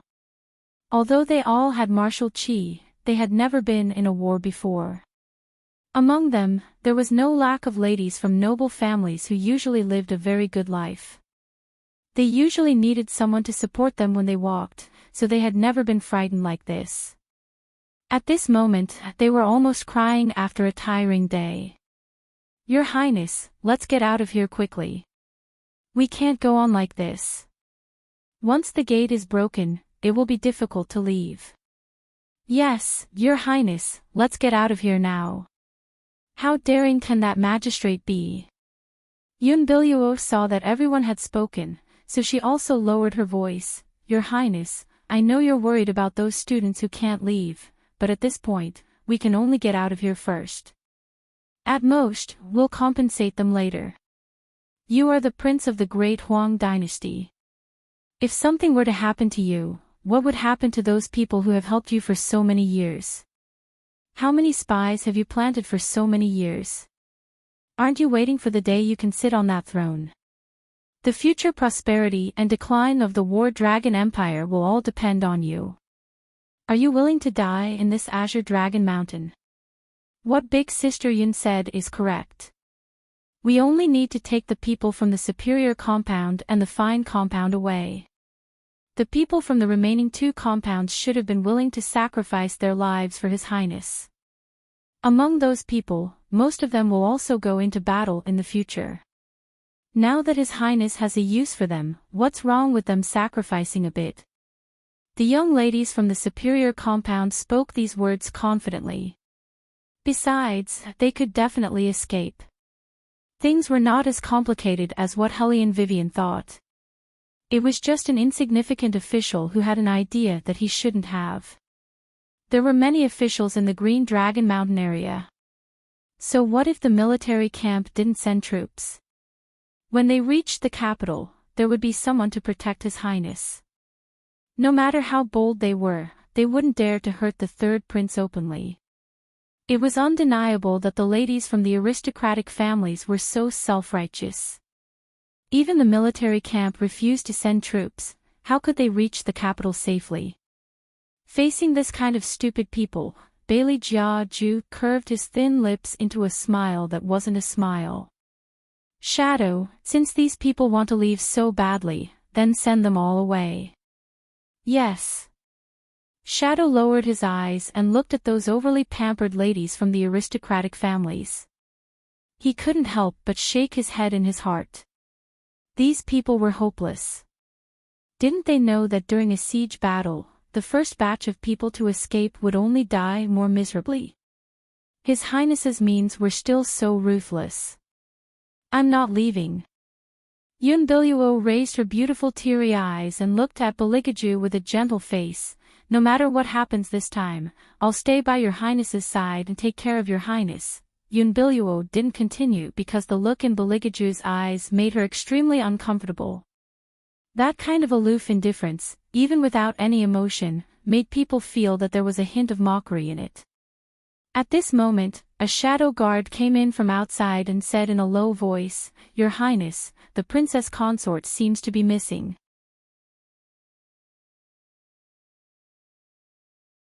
Chapter 401. The air in the courtyard was stagnant for a moment. Yun Biluo's drooping little face revealed an arc that no one noticed. Beligaju's voice was as cold as a thin layer of ice. What do you mean by, seems to have disappeared? I haven't seen the Princess Consort since just now. Speaking of this, the shadow guard paused and continued, the second young master of the He family also disappeared with the Princess Consort. Beligaju listened and clenched his fingers one by one. His hands that were hidden under his sleeves became clearer and clearer.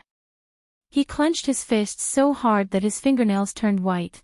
A burst of exclamation came from the crowd. Even the second young master of the He family is not here.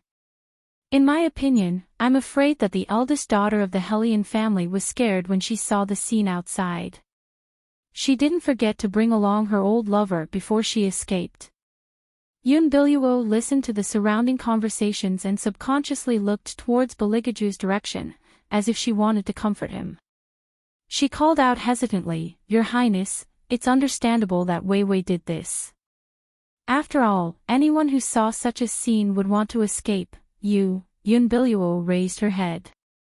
She thought she would see a furious face, but to her surprise, not only was there no emotion on Bailey Jiaju's face, he did not even lift his eyelids. All he did was play with the black jade ring on his finger. No one knew what he was thinking. Even Shadow couldn't understand his master's meaning. He always felt that Miss Yun was speaking for the Princess Consort at first glance. However, it was true that the Princess Consort had left, but the cause of this matter had not been investigated clearly. It was not good to jump to conclusions so early. However, why did the Princess Consort leave? After a long while, Bailey Jiaju finally opened his mouth, but the words he said had nothing to do with Hellion Wei Wei. His voice was indifferent, but that pair of long and narrow eyes overflowed with a murderous aura. Send these people who want to leave out first.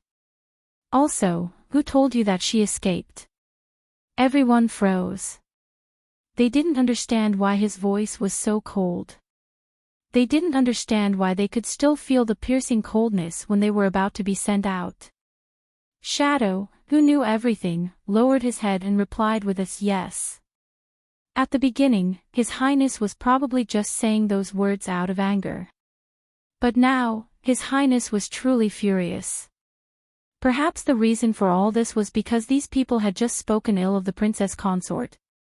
Your Highness. Seeing that Beligaju did not listen to everyone's advice, Yunbiluo's eyes reddened. She quickly followed him into the room. Miss Wei Wei's departure is hard for you, but this is the truth. Aning has just reported to me. When you were young, you also said that you hated betrayal the most. After so many years, I have always regretted it. If I could have been with you at that time, you wouldn't have been so cold to me, right? Who gave you this illusion?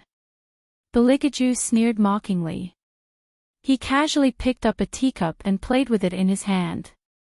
Perhaps it was because of his temperament. It always made people feel that he was not holding a teacup, but a chess piece in a decisive battle. Especially when he was standing by the window, looking at everything outside with his dark eyes, like a superior waiting for an opportunity to strike, about to start a beautiful battle. Yunbiluo's face turned pale from his words, but she still refused to give up. I know it's difficult to get your highness forgiveness, but anyone who sees a child with golden eyes will be scared. You were too violent at that time, more terrifying than a pack of wolves. I didn't want to leave you behind, I just wanted to call for help. At that time, His Highness who was covered in blood was too scary. A child who was only 10 years old actually stood in the bloodstains and laughed, as if he enjoyed the slaughter. How could there be such a person in this world? Only a monster would do that. However, later on, that child became more and more honorable. Only then did she realize that she seemed to have made a mistake. But didn't she take the initiative to apologize?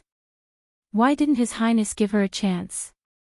Yunbiluo twisted the handkerchief in her hand and bit hard on her thin lips. Then what about Hellion Vivian? She was more afraid of you at that time, hiding whenever she saw you. Has your highness forgotten all these? Upon hearing this, Beligaju's fingers that were playing with the porcelain cup paused. A loud bang was heard. The courtyard door seemed to have been knocked open by something, making a loud noise. Countless infantrymen rushed in and stood at the entrance. Beligaju did not even look at Yunbiluo. His eyes met with the magistrate who barged in. He was still as cold as a celestial, and the smile in his eyes deepened. Under that smile, there was a hint of profoundness. It seems that I haven't been angry for a long time. What a pity, I'm not in a good mood today. As he spoke, he slowly twisted his left hand, and a fierce martial chi suddenly rose in the air. The soldiers who barged in did not have time to see the man's movement clearly. In just a moment, all the intruders exploded at the same time, and hot blood splattered everywhere. Ah! Miserable cries filled the entire inferior compound. Dozens of soldiers exploded at the same time, and blood and flesh splattered all over the magistrate in the distance. The magistrate's hands and feet trembled, and even his breathing was difficult. His face was pale, and his teeth were chattering. He almost knelt on the spot. However, he realized that he couldn't move at all. He could only watch as the demon-like man walked towards him step by step. Why didn't you say anything when you came to see me, Your Highness? The man curled his thin lips and whispered with a smile. However, such a smile was like a deadly curse to the magistrate. The face in front of him was too handsome. Compared to that, what was more unforgettable was the oppressive aura that he exuded. This caused his handsomeness to become somewhat cold, like a top-notch treasured sword that was about to be unsheathed. At this moment, the deafening sound of horse hooves came from outside the door. The sound was very loud, and it must have been thousands of horses to create such a loud sound. Zhang and Iron Horse had arrived. This was a true massacre of an army at the gates. Emperor Murong was not as stupid as the magistrate, who stood so close to Beligaju. Instead, he rode a war horse and stood a few meters away. He faced Beligaju from a distance. He did not want to be recognized, so his face was covered. Rows of archers stood in front of him to guard against Beligaju's surprise attack. However, Bailey Jiaju only looked at him and smiled coldly, just like a high and mighty demon god who was looking down at the ant-like existence of humans. His chilly aura made the surrounding soldiers somewhat timid. Murong Wang, you really have a lot of guts. Aren't you afraid that I will exterminate your entire family?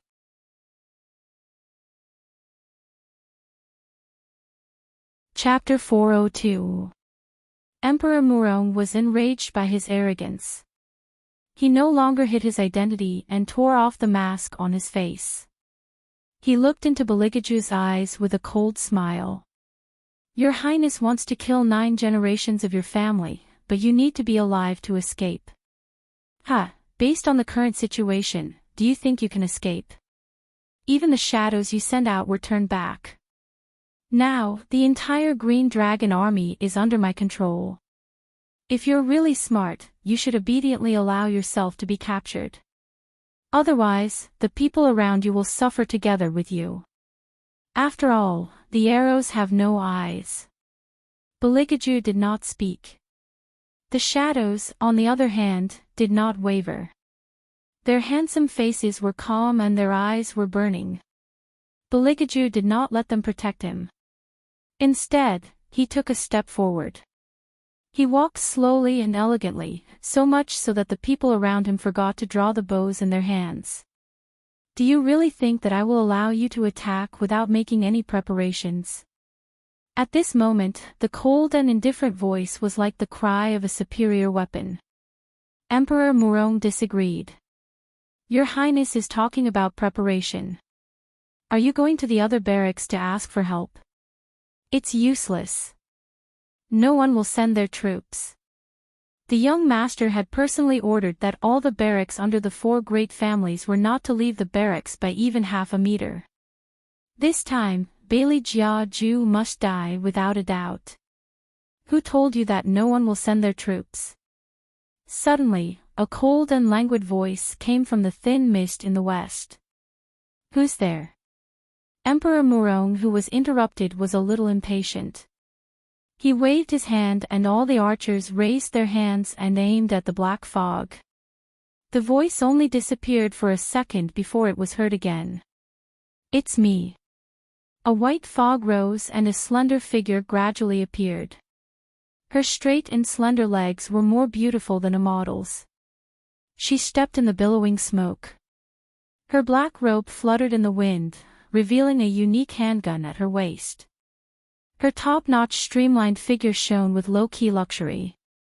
That figure stood in the white fog for a long time. The corners of his mouth were slightly curved, and he had an indescribable evil charm. However, no one could see his appearance clearly. He could only vaguely see her slender fingers lazily caressing Gunshot's body. She looked at Beligaju, who was not far away, with a faint smile. Her temperament was one, and it was shocking. Behind her, a row of people could be faintly seen. That row of people were all dressed in black armor. They did not have blades in their hands. Instead, they stood tall and slender. Their speed was as fast as lightning. Often, people would overlook their appearance. Looking from afar, they looked like a huge black mountain. The soldiers began to panic, their hands trembling as they held on to their bows. It's the flag. It turned out that the black color that was waving above the soldiers was a huge flag. There were only 3 words written on the flag: Hidden Army. Hidden Army. That's. The magistrate could no longer speak. His legs gave way and he took a heavy step back. Anyone who had been in the army would know that the hidden army was the hidden army. Emperor Murong's eyes opened wider and wider as Hellion Vivian approached. It was as if he had seen an emissary from hell. Murong Changfeng, who was standing beside Emperor Murong, seemed to have stopped breathing at that moment. There was amazement and shock. But more than that, there was an unknown fear.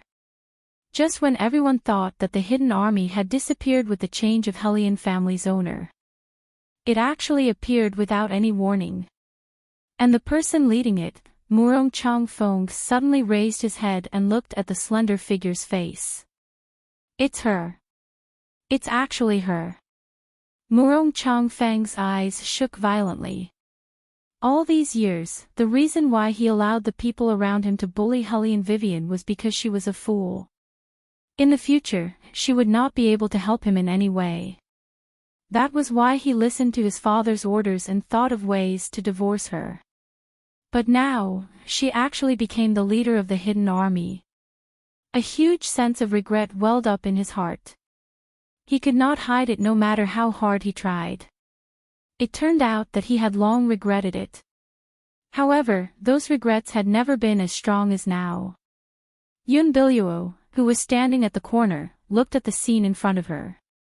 Her small face turned pale. She thought that Hellion Vivian left because she listened to her. Why? Why did she appear here with the hidden army? How did she get such a powerful army? Yun Biluo bit her thin lips. She was just saying that Hellion Vivian was a coward and ran away. But now, she felt like she had been slapped in the face. Emperor Murong was not as flustered as the others. So what if the other party was the hidden army? No matter how powerful they were, they could not win against them in terms of numbers. When Emperor Murong thought of his backup troops, he sneered at Hellion Weiwei. This time, you've really opened my eyes, you piece of trash. You're too kind. No one was a match for Hellion Vivian when it came to throwing and tugging. She looked at Emperor Murong and smiled handsomely. This is only the beginning. I'll beat you until you're crying for your parents. Then, you'll fully understand what a godly weapon is. Emperor Murong's face darkened. He was so angry that his teeth chattered. It's still not certain who will win. You want to fight against an army of tens of thousands with just 100 people. You're so stupid that it's pathetic. Pathetic. Hellion Weiwei stroked the gun in her hand, curled her lips into a smile, and said leisurely, "You're the one who's pitifully stupid. Have you ever thought about why not a single soldier from the other military camps has entered the city since you brought your soldiers into the city?" If Hellion Vivian did not ask, Emperor Murong would not have realized the problem. But now that she asked, Emperor Murong's face changed completely. It was terrifyingly pale. He pulled a soldier beside him and growled, "Where are the soldiers from the other military camps?" I don't know. I don't know." The soldier was trembling in fear. Emperor Murong pushed him away forcefully and scolded, "Useless." At this moment, a soldier ran over in a panic. The hat on his head was slightly crooked. He was panting as he spoke, Your Highness, there are enemy troops outside the city. We're not sure which military camp they are from. Our reinforcements have been surrounded by them and are blocked outside the city. What are you panicking for?" Murong Wang slapped him across the face. This soldier's words had lowered their morale. He waved his sleeves and suppressed the panic in his heart. He sneered and said, "Everyone, listen up. Even if the enemy is the hidden army, they only have 100 people. We have tens of thousands of soldiers. It's impossible for them to defeat us. Don't worry. Raise the arrows in your hands.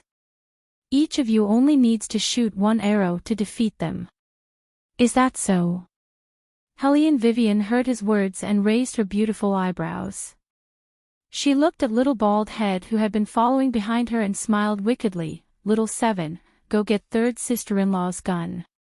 Since His Highness wants to bully us with numbers, we can only change our weapons.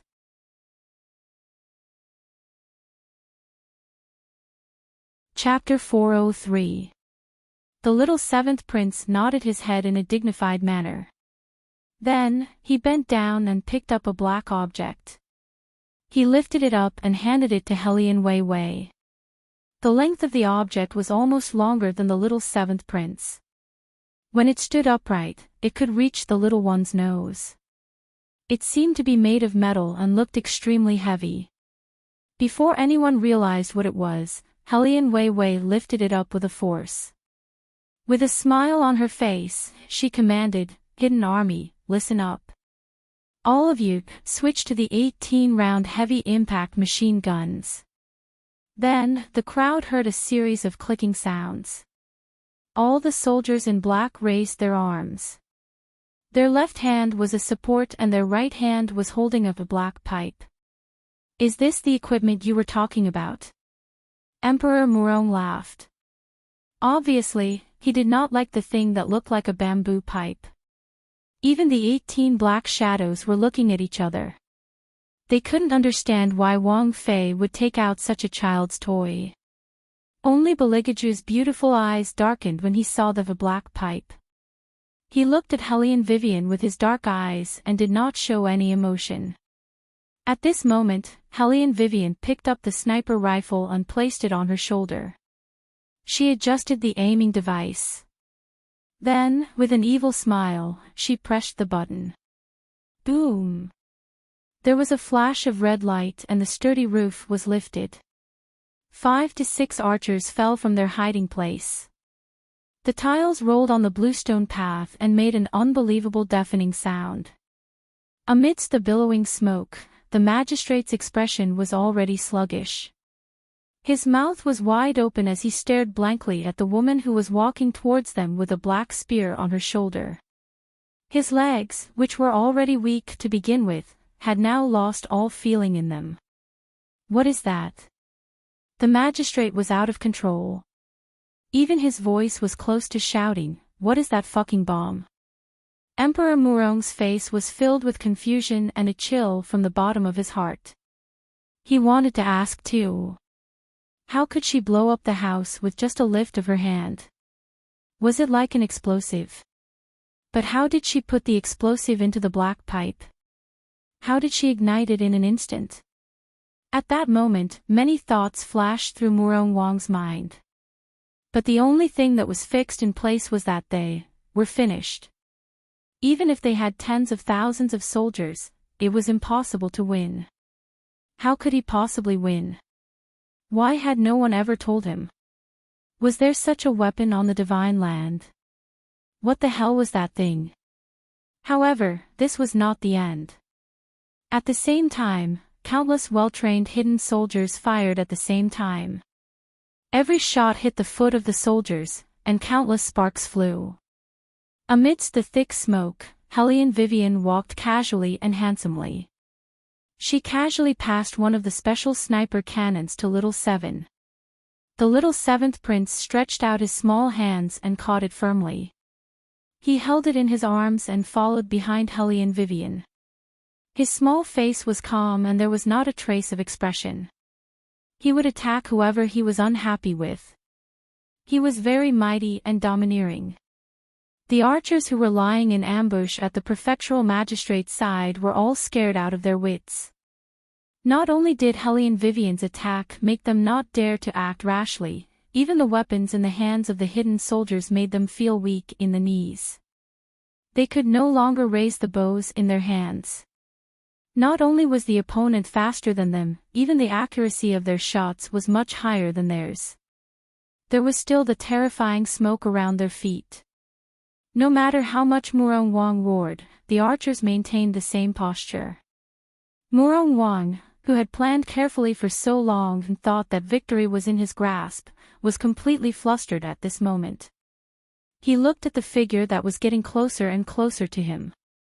He could not help but drag a soldier to stand in front of him. But in the next second, the soldier was shot dead. Fresh blood gradually dripped down his face. The corner of the woman's mouth was slightly curved. Her white dress was fluttering wildly in the hot wind.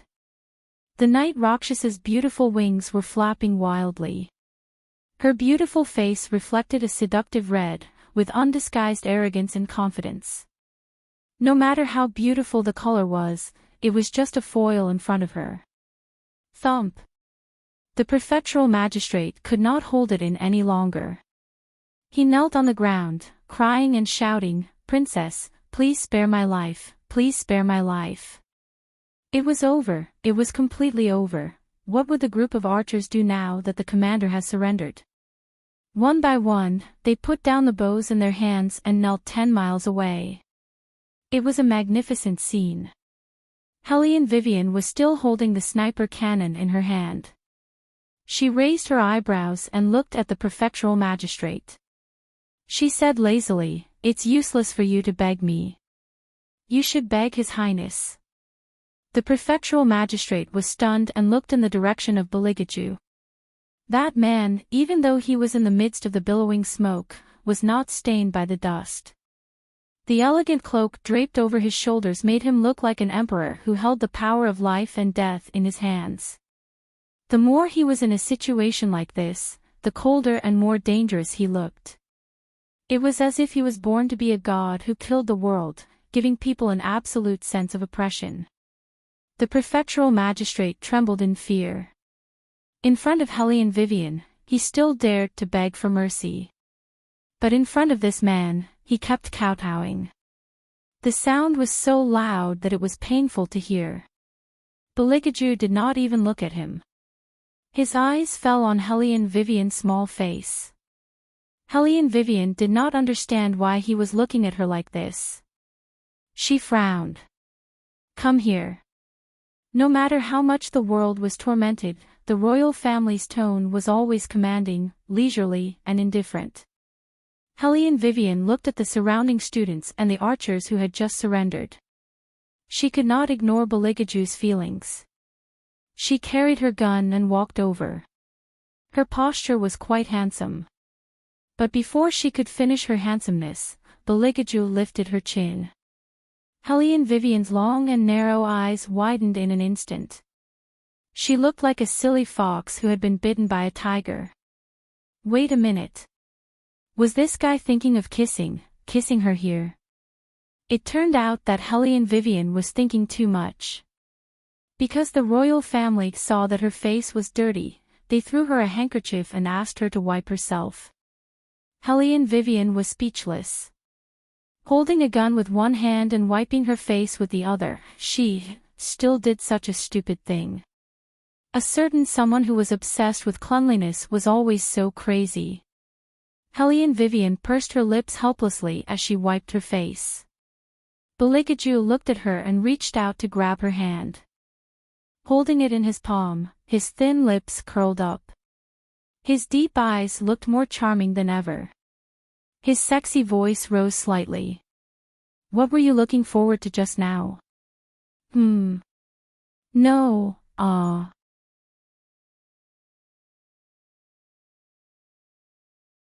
His expression was indifferent and his eyes were noble. His black hair and white robes were tangled together. It was as if a god had descended. Helene Vivian leaned on him lazily. Her long and narrow phoenix eyes were slightly raised. She looked like a hedonistic playboy. Looking at the two of them, it was easy to think of a sentence. This is the land of thousands of miles. If you lose, I will rise again with you. If you win, I will accompany you to rule the world. Hearing the loud chants of long live, the curtain of a sophisticated siege came to an end. King Murong and Crown Prince Murong were imprisoned. Baligaju had his reasons for not killing them. Helene Vivian knew that he wanted to wait until everything was over before bringing them to the imperial court. If they were to be dealt with now, only the Murong family would suffer. However, if they were to be brought to the imperial court, all the soldiers who did not send their troops would be pulled out one by one and executed. The imperial court would welcome an even greater change of personnel. Faintly, the people could only smell a message. The Empress's power had been weakened too quickly. It was so fast that the people did not even have time to react. When they looked up, the positions of the important officials had been replaced by the people of the royal family. The four great families were beginning to panic. Master. When the matter was almost settled, the fire Qilin revealed its original form and knelt on the ground. It asked respectfully, should the army lying in ambush around the school remain and await orders, or should we retreat with the Princess Consort's hidden army? Bailey Jiaju unhurriedly tidied up his sleeves and uttered a few simple words, go back. Yes. After receiving the order, the fire Qilin disappeared in a flash, just like how it had come. Under the dusk, Hellion Vivian looked at Beligaju's excessively handsome face and raised her eyebrows. You have an ambush at Green Dragon Mountain? Yes. Beligaju did not intend to hide it from her. Hellion Vivian's heart skipped a beat. How many? 30,000. His tone was still indifferent. Hellion Vivian realized that even if she did not appear with the hidden army, this man would not be in any danger. This was because he already had a plan in mind, including Emperor Murong's rebellion and the tens of thousands of soldiers lying in ambush outside. If Hellion Vivian and the rest did not come with the hidden army's flag, they would have been targeted by this man's ambush. You brought soldiers to Green Dragon Mountain? Hellion Wei asked probingly. A prince leading troops out of the capital and so on. If word got out, it wouldn't be too good. He wasn't afraid that someone would accuse him of treason. Beligaju's answer was very casual, just a few servants. Hellion Vivian was speechless. That was an army of 30,000, not 3,000. She had never seen a master who could treat 30,000 soldiers as servants. However, while Bailey Jiaju was answering her question, he was still able to order Shadow, go and tell everyone that I don't want to hear any rumors about the hidden army appearing in the White Academy in the future.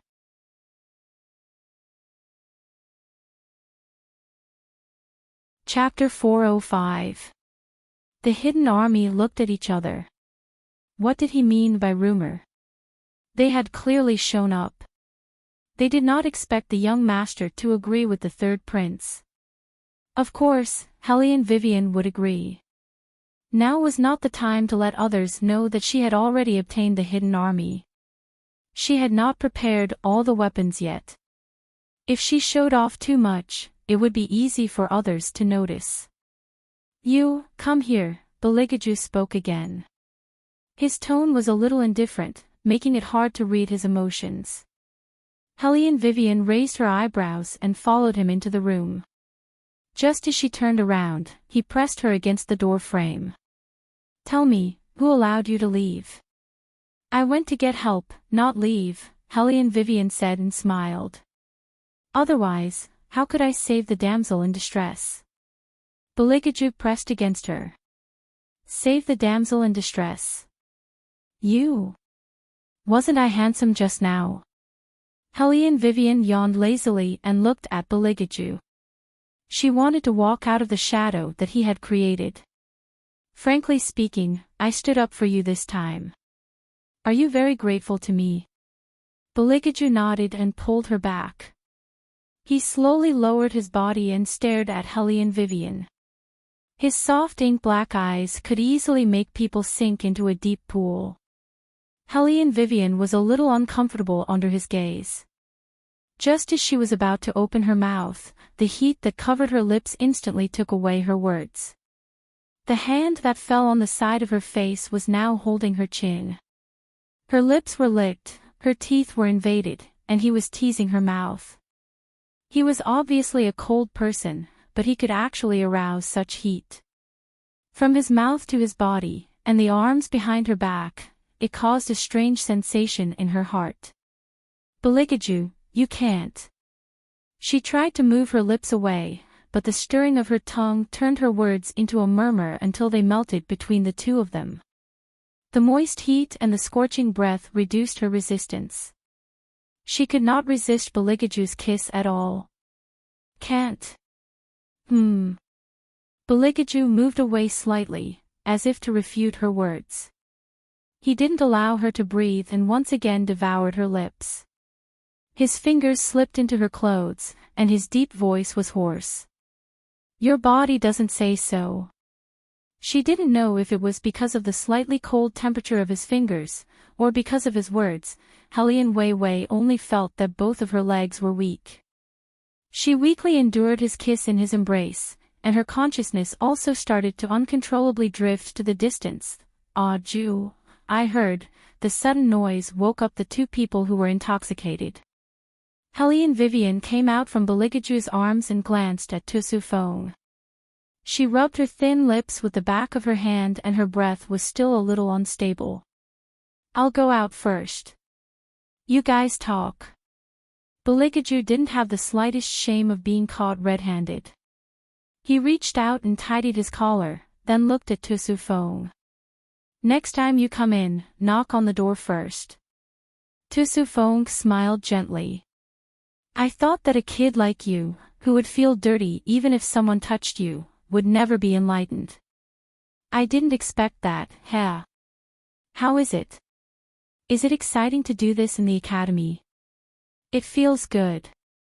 Beligaju sat on the chaise lounge with his legs slightly crossed. His tone was cold. But a 10,000-year bachelor like you can't understand this feeling. Tusu Feng felt like he was shot in the knee. The corner of his mouth twitched. This icy kid, his mouth is still as poisonous as ever. Murong family, what do you plan to do? Tusu Feng sat down and prepared to talk business. Beligaju curved his thin lips, and the smile in his eyes faded. Of course I'll uproot them, so that those disobedient old men can live in peace. The rest of the people were indeed in peace. Because they didn't expect Beligaju to survive. They chose not to send troops because even they thought that Emperor Murong would succeed this time. Who would have thought? Oh, who would have thought? They made the wrong bet. The people on the fifth prince's side were almost completely annihilated. The emperor's uncle rebelled, and the empress was also unlucky. She was completely removed from her position as empress and was imprisoned in the dungeon, never to see the light of day again. Helian Guangyao saw this and only regret was left in his heart. He frowned at the secret guard who came to report. Who sent the troops to the third prince and let him break out of the siege? The secret guard shook his head. I'm not sure, but it seems that the royal family was already on guard. That means that Murong has been too careless this time. Helian Guangyao didn't ask more when he heard that there was an ambush. Instead, he looked up and said, the clan meeting is about to begin. From today onwards, keep an eye on the madam. Don't let her notice anything. I still need the Su family. Yes. The secret guard lowered his eyes. He knew that the madam couldn't know what the old master had been doing recently. Otherwise, it would definitely be a mess. Helian Guangyao stood up and was about to leave. Also, send some gifts to the heads of each family. When the clan meeting starts, let them remember to choose me. Yes, sir. The secret guard finished and looked up again. But there's a stubborn old man that I can't handle. He seems to be bent on choosing the eldest Mississippi, Helian Guangyao sneered. I know who you're talking about. Don't worry about him. He's just a second-class handicap who followed the old master on the battlefield. Now that his leg is broken, he can't even stand properly. Every time the clan meeting starts, there will be 11 people making decisions. He alone can't change the situation. Moreover, I've already found someone to contact the hidden army. The hidden army? The secret guard looked up and his eyes suddenly brightened. Old master, you've contacted the hidden army. Helian Guangyao's face was filled with pride. I'm in contact. To ensure that nothing goes wrong, I want that little bastard to completely give up on fighting for power with me. You're wise, old master. The secret guard praised loudly. Helian Guangyao smiled and waved his sleeves confidently. It was night. A cool breeze blew and the stars twinkled. Helian Vivian looked at the paper in her hand and smiled wickedly. She said to the person who delivered the letter, "Tell Qi Yan that since he wants the hidden army so badly, give him one." Yes. The person saw the smile on his young master's face and knew that she was up to no good. He did not say much and flew out of the White Academy after receiving the news. After settling the official business, Helian Vivian planned to see how the things that she asked Hei's to prepare for her were going. Just as she opened the door, she met with a pair of indifferent and narrow eyes. "Where are you going?" Taking a walk, Helian Vivian felt that it was not a good decision to look for Hei's today, so she silently retracted her leg. Beligaju smiled, his eyes turned dark brown. "Is that so?" "Yes." Helian Wei smiled, her expression was very sincere. Beligaju leaned lazily against the door frame and glanced at the package in her hand. "This is the first time I know that you need to carry this thing for a walk."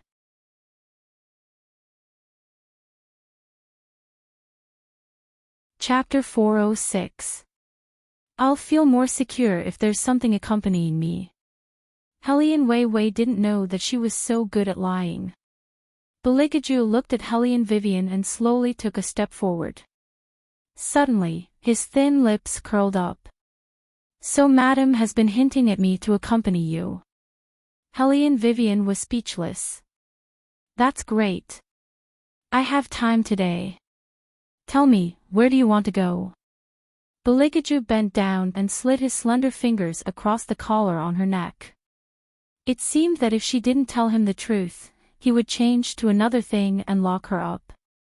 Helian Vivian, who didn't plan to go for a walk, could only choose a place in the White Academy that was the furthest away from Hei's. The back of the mountain. The back of the mountain. Beligaju frowned. "There are too many mosquitoes." Helian Vivian raised her eyebrows. "You shouldn't be afraid of mosquitoes if you bring Fire Qilin out. Besides, would mosquitoes, these fragile creatures, dare to get close to you? They wouldn't be ready to suck blood and would be frozen into pieces by you, okay? The two of us are going for a walk. Why do we need to bring other things?" Beligaju looked at her and said matter-of-factly. Helian Vivian was speechless. What should she do? She actually didn't know what to say. "Then let's go to the academy. There are fewer people." Helian Vivian knew that he didn't like crowded places. This time, His Highness didn't have any objections. The air in ancient times was very good, especially at night. The scenery was good and the wind was very comfortable. The restlessness in Helian Vivian's body seemed to have been soothed a lot. The chirping of insects could be heard all around, and fireflies could be seen dancing in the grass. Helian Wei's entire body was relaxed, her eyes were filled with laziness. Beligaju looked at her and pointed at the green tiles of the academy. "Do you want to go up?" "Okay." Helian Vivian nodded. She had been here for so long, but she had never been on the roof of an ancient building. Beligaju stretched out his hand and stopped her. With a light tap of his foot, he was standing on the roof with Helian Vivian in his arms. "Be careful, your feet will slip." So professional. Helian Vivian chuckled and paced back and forth. Then, she sat on the edge of the room and leaned back. Looking at the night sky, he lazily patted the spot beside him. "This angle is not bad. Lie down and take a look." Beligaju originally wanted to say that it was dirty, but when he saw the smile on her small face, he swallowed back the words he wanted to say. His lean figure was like a painting when he casually laid down. Helian Vivian looked at him and sighed in her heart. This kind of man was really born to harm women. As if he noticed her gaze, Beligaju rested his head on his arm and smiled arrogantly that Hellion Vivian had never seen before. So comfortable. Hellion Vivian put her hands behind her head and looked at the night sky. There were no such bright stars in the modern world. I haven't seen the Big Dipper in a long time. How did you find such a good place? Beligaju listened to her voice and closed his eyes. His long black eyelashes cast a shadow and his voice carried a bit of indifference. When I was young, I often went up on the roof. You? Go up on the roof. This didn't seem to be in line with His Highness' style. Shouldn't someone like him be sitting in a luxurious palace and giving orders? Beligaju glanced at Hellion Vivian's face and knew what she was thinking. This Highness is also a human. I also need to rest. Rest on the roof. What kind of hobby was this? Bailey Jiaju glanced at her from the corner of his eyes and said, I like to stand at a higher place. Hellion Vivian. You are indeed more suited to be the second generation of the Emperor. You are born to be the Emperor. Then when you are resting, what do you usually think about? Beligaju turned the black jade ring on his little finger and the corners of his mouth carried a frivolous smile. Who am I going to kill next? Hellion Vivian. Are you really resting? What? Scared? Beligaju turned his handsome face and his thin lips slightly curved. His pitch-black eyes were so deep that no one could see any trace of emotion. Hellion Vivian stretched and was somewhat indifferent. As long as you don't kill me, it's fine. The main thing is, aren't you tired? You think about killing people all day, even when you are resting. Tired? Bailey Jiaju chuckled softly as he casually hooked a strand of Hellion Wei's hair with his fingers. His fair fingers intertwined with her ink-black hair. The sudden contrast made the white look whiter and the black look darker as they intertwined together. Accompanied by a low and gentle voice, they outlined the scene of a spring night, warm but hazy and elusive. How could this be? What an interesting game. However, he would get bored after playing too much. His prey was more interesting. Therefore, he must not let her know what he was like when he was at his most brutal. You treat everything as a game. Hellion Vivian shook her head and yawned again. The two of them chatted, and Hellion Vivian unknowingly fell asleep on the roof. When she woke up, it was dawn. The night was cold and the two of them couldn't help but hug each other tightly for warmth. Perhaps it was because of the change of environment, she didn't know when she returned to the room. She was probably carried back by Beligaju. Hellion Vivian took a while before her brain woke up. Then, she realized that she was staring at the man. Because of the difference in height, Hellion Vivian turned her head and her gaze fell on his chest. Beligaju wasn't wearing any clothes, and his figure was too good to be true. His skin was delicate and soft, and his smooth lines were very clear. He was like a fine piece of jade, but at the same time, he had all the sexiness that belonged to a man. Hellion Vivian, who was about to explode at night, saw this scene and her throat tightened. She told herself in her heart to stop looking, stop looking. However, her gaze unconsciously moved down. Her long black hair covered the bed like a waterfall, gently drifting past her waist, revealing her sexy and perfect Apollo's belt, as well as her long, straight legs that could be vaguely seen even though she was covered by the quilt. Hellion Vivian resisted the urge to sit on him. She took a deep breath and planned to get up first. However, he reached out and pressed her back onto the couch. He lowered his eyes and looked at her. His long black hair fell down like clear streams of water, falling on her neck. It felt cool and gentle, refreshing her heart. His pale lips were as beautiful as the petals of the morning, and the deep and light colors in his eyes were so beautiful that it made her heart palpitate. Hellion Vivian's breathing became a little hurried. Looking at this face from afar, she couldn't take it anymore. At such a close distance, she felt that her body couldn't take it anymore. Her heart was beating a little faster, and the blood flowing in her veins was warm. At this moment, Beligaju was like a demon prince who lived in the deep sea and bewitched humans. Moreover, why was he suddenly so close to her? In the next moment, Hellion Vivian understood.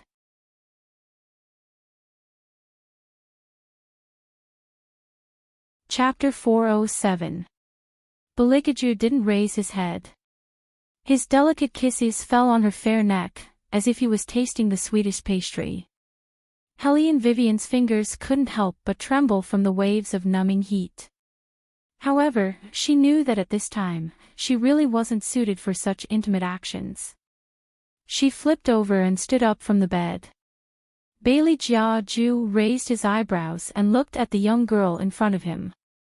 Clean and stubborn, a pair of limpid eyes softly looked at him, making people's hearts couldn't help but slightly tremble. A deep dark color gushed out from the depths of Bailey Jiaju's eyes. He liked to talk to her. However, he liked to see her tremble even more. He couldn't help but want to get closer. He couldn't help but want to hold on tighter. It should be done tonight. He wanted to see how long she could endure. Bailey Jiaju smiled faintly.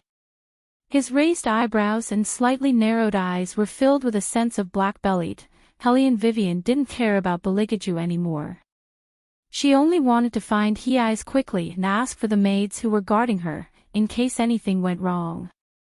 I've already prepared everything for you. Hei smiled meaningfully.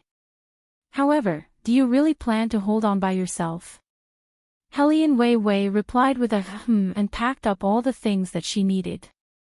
Hei looked behind her and raised his eyebrows. I'm afraid some people won't agree, ?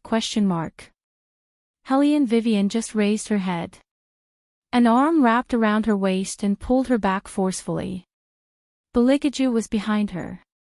He coldly said to Hei, stay away from her in the future. Otherwise, you know very well what this highness will do to you. For example, that little green plum of yours. Hei. Fuck, does this count as him getting shot while lying down? And Bailey Jiaju, who had dragged Hellion Wei away, directly pressed her against a corner. With one hand propped against the wall, the light in his eyes slightly deepened.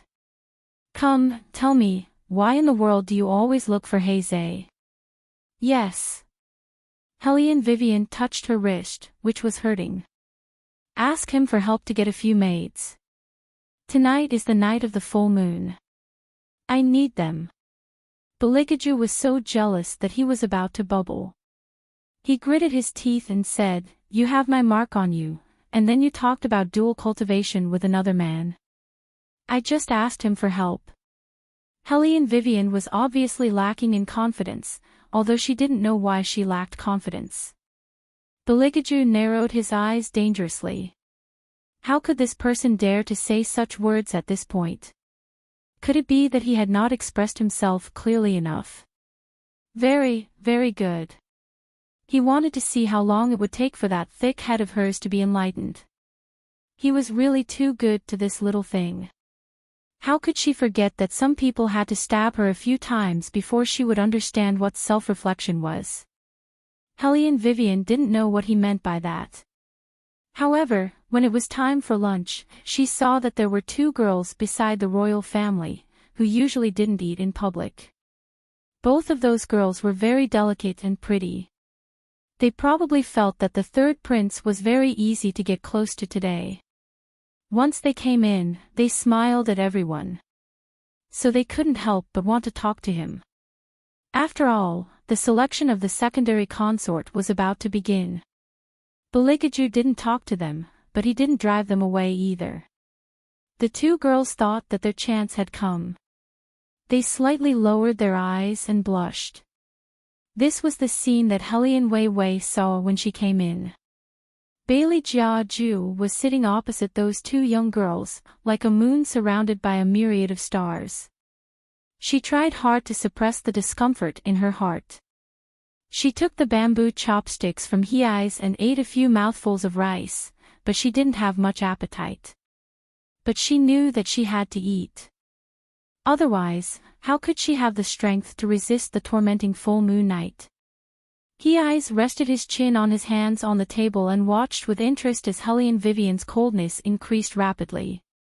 He followed her gaze and found the third prince. Then, he found that the third prince was calmly dealing with people, but his eyes were always glued to his little sister's back. Hei smiled and raised his thin lips. Interesting, really interesting. However, he didn't want Hellion Vivian to notice anything. The third prince was too cunning. He couldn't let Vivian fall into his trap. Hellion Vivian felt that she needed to be alone. After eating, she simply carried her self-made fishing rod and ran to the back of the mountain, preparing to bait the fish in the pond.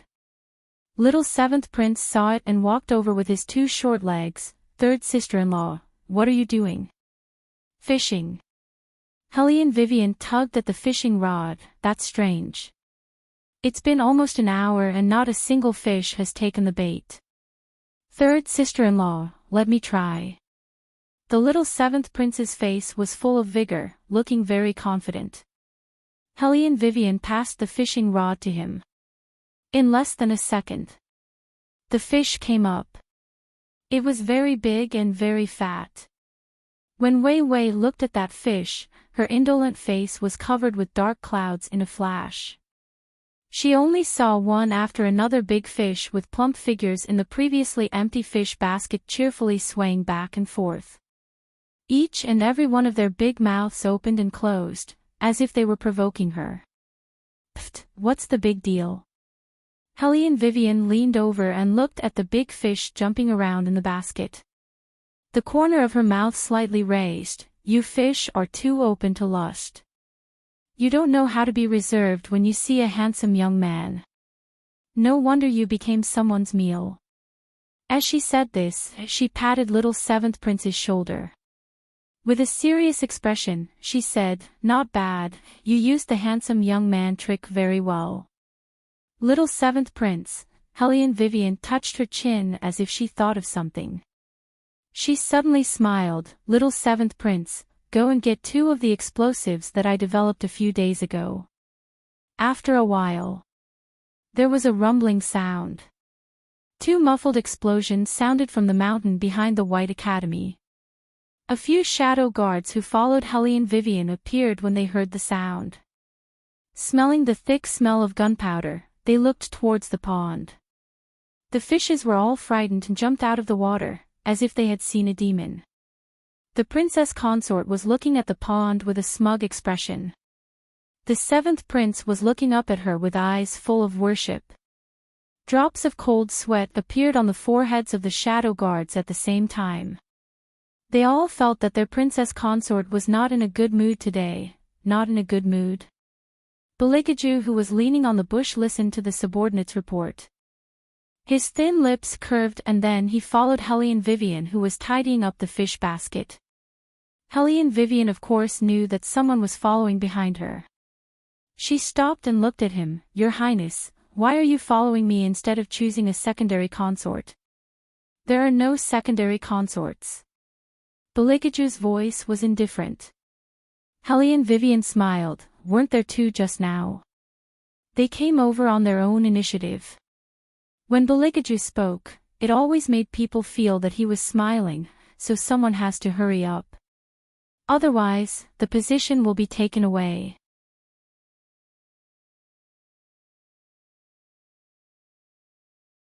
Chapter 408. Then let it be snatched away. Hellion Vivian's tone was slow. I don't like to snatch things from others the most. Beligaju looked at Hellion Vivian in front of him, and the smile on his face suddenly turned cold. His dark purple eyes were instantly tainted with evil. He pinched Hellion Vivian's chin and slowly reached out to press his thumb against Hellion Vivian's pale lips. He said, Are you telling the truth now? Hellion Vivian swallowed a mouthful of saliva because of Beligaju's actions. Beligaju chuckled softly. He gently stroked Helene Vivian's thin lips and held Helene Vivian's hands. Don't even think about giving up this position. At this moment, Helene Vivian once again experienced Beligaju's strength. Her hands seemed to be fixed halfway by iron, and she couldn't resist at all. Beligaju said, "Did you forget what I warned you?" Helene Vivian stopped moving. "What?" Beligaju smiled. That smile was gentle no matter how one looked at it, but there was a hint of unhappiness in his eyes. He said, "If you lie to me, I'll remove your claws." "So what if it's a lie?" Helene Vivian didn't even think and blurted out, "You'll still have a harem after all." Only after that did she realize what she had said. In an instant, her neck, face, and even the corners of her eyes turned red. After she reacted, she turned around and wanted to leave.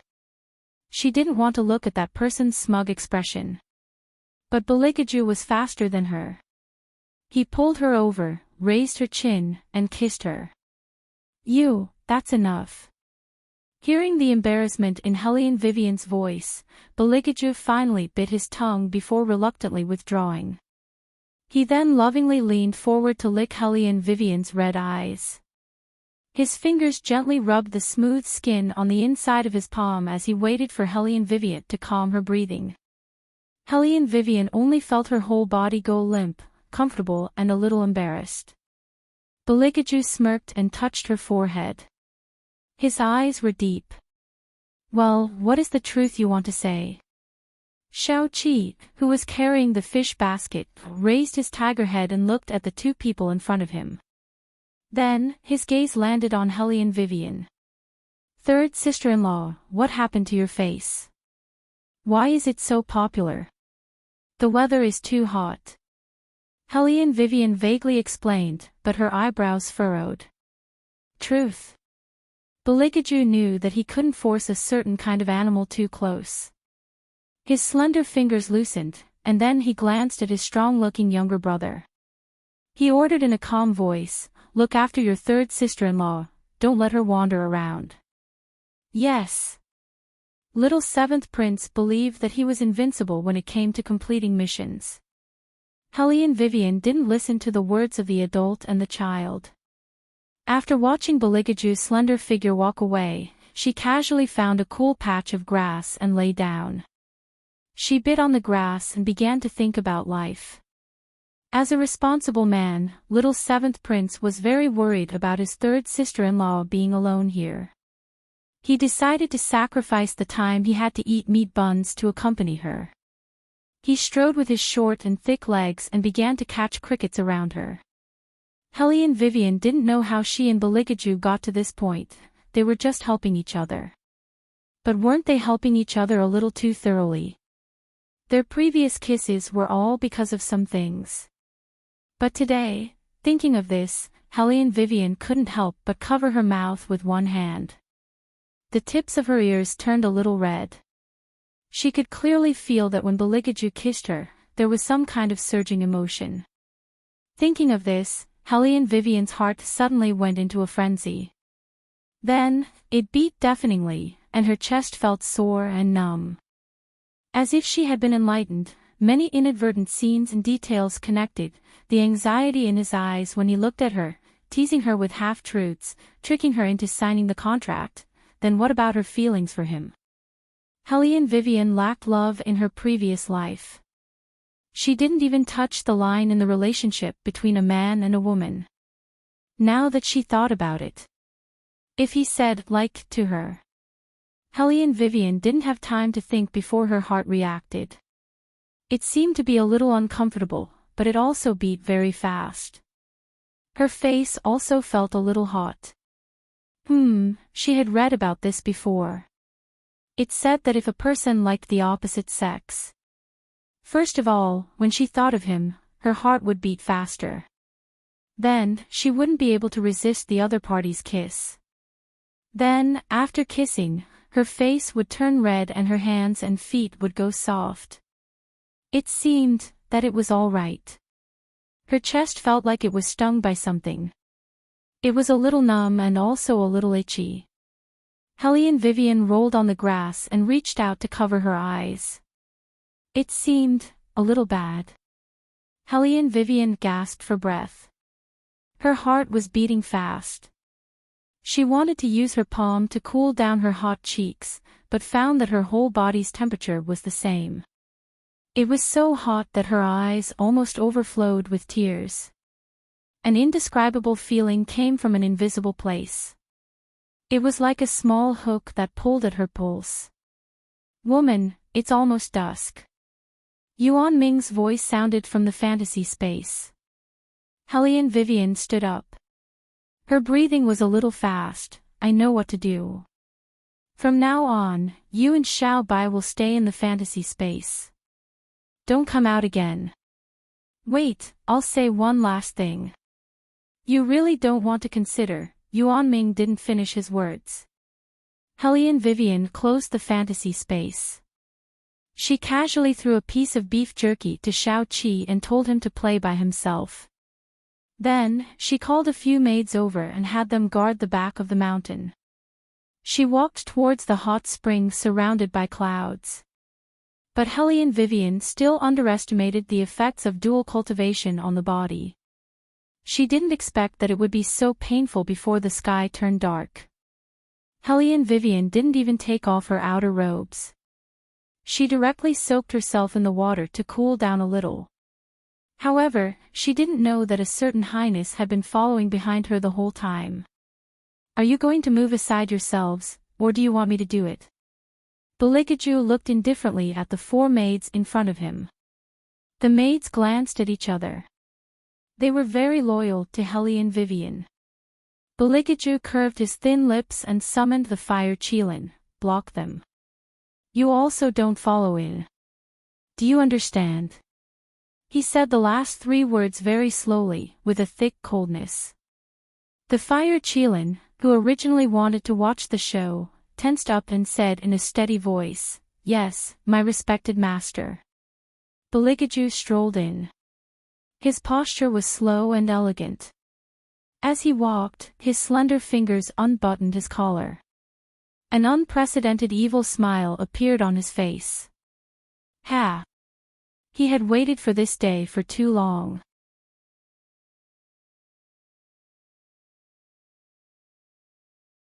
Chapter 409. Bailey Jiaju knew that he had tormented her miserably, but it was undeniable that he liked this kind of feeling. He also wanted to be gentle, but he didn't know why, but once he touched her body, the ruthlessness in his heart couldn't be concealed. He even wanted to bite her throat when she stretched her neck. He wanted to taste her blood and see if her blood was sweet as well. He couldn't do this. Beligaju clenched his hands. He had to control himself. She wouldn't like to see him lose his mind and only know how to kill.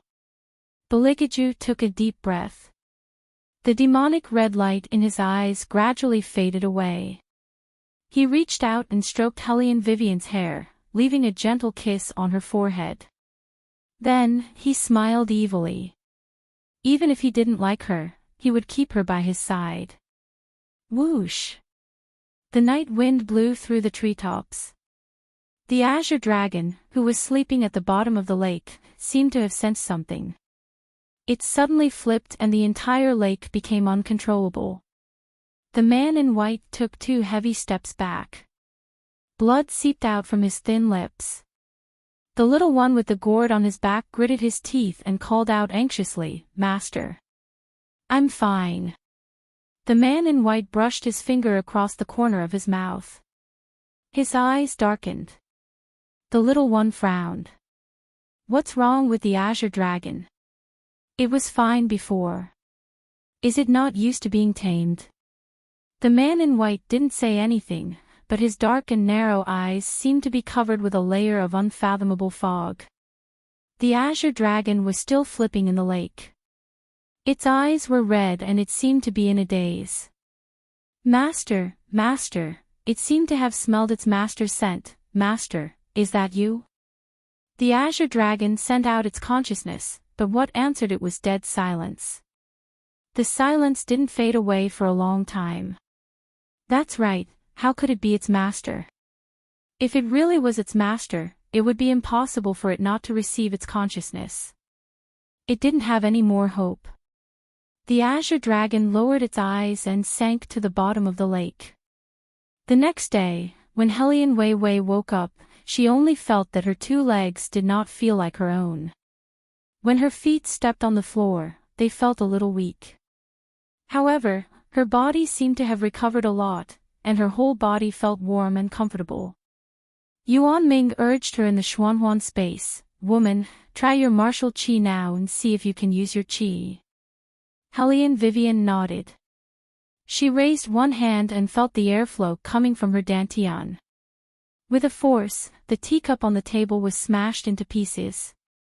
In the past, she could only manipulate feng shui, but now her martial qi could materialize like other people. Your man is indeed the most nourishing medicine for devil cultivators. Yuan Ming's voice was filled with excitement. According to this development, if you do it 2 more times, I will be able to completely recover. TSK, TSK, TSK, that third prince is simply inhuman. Hellion Vivian glanced at him. Don't say such things in front of him.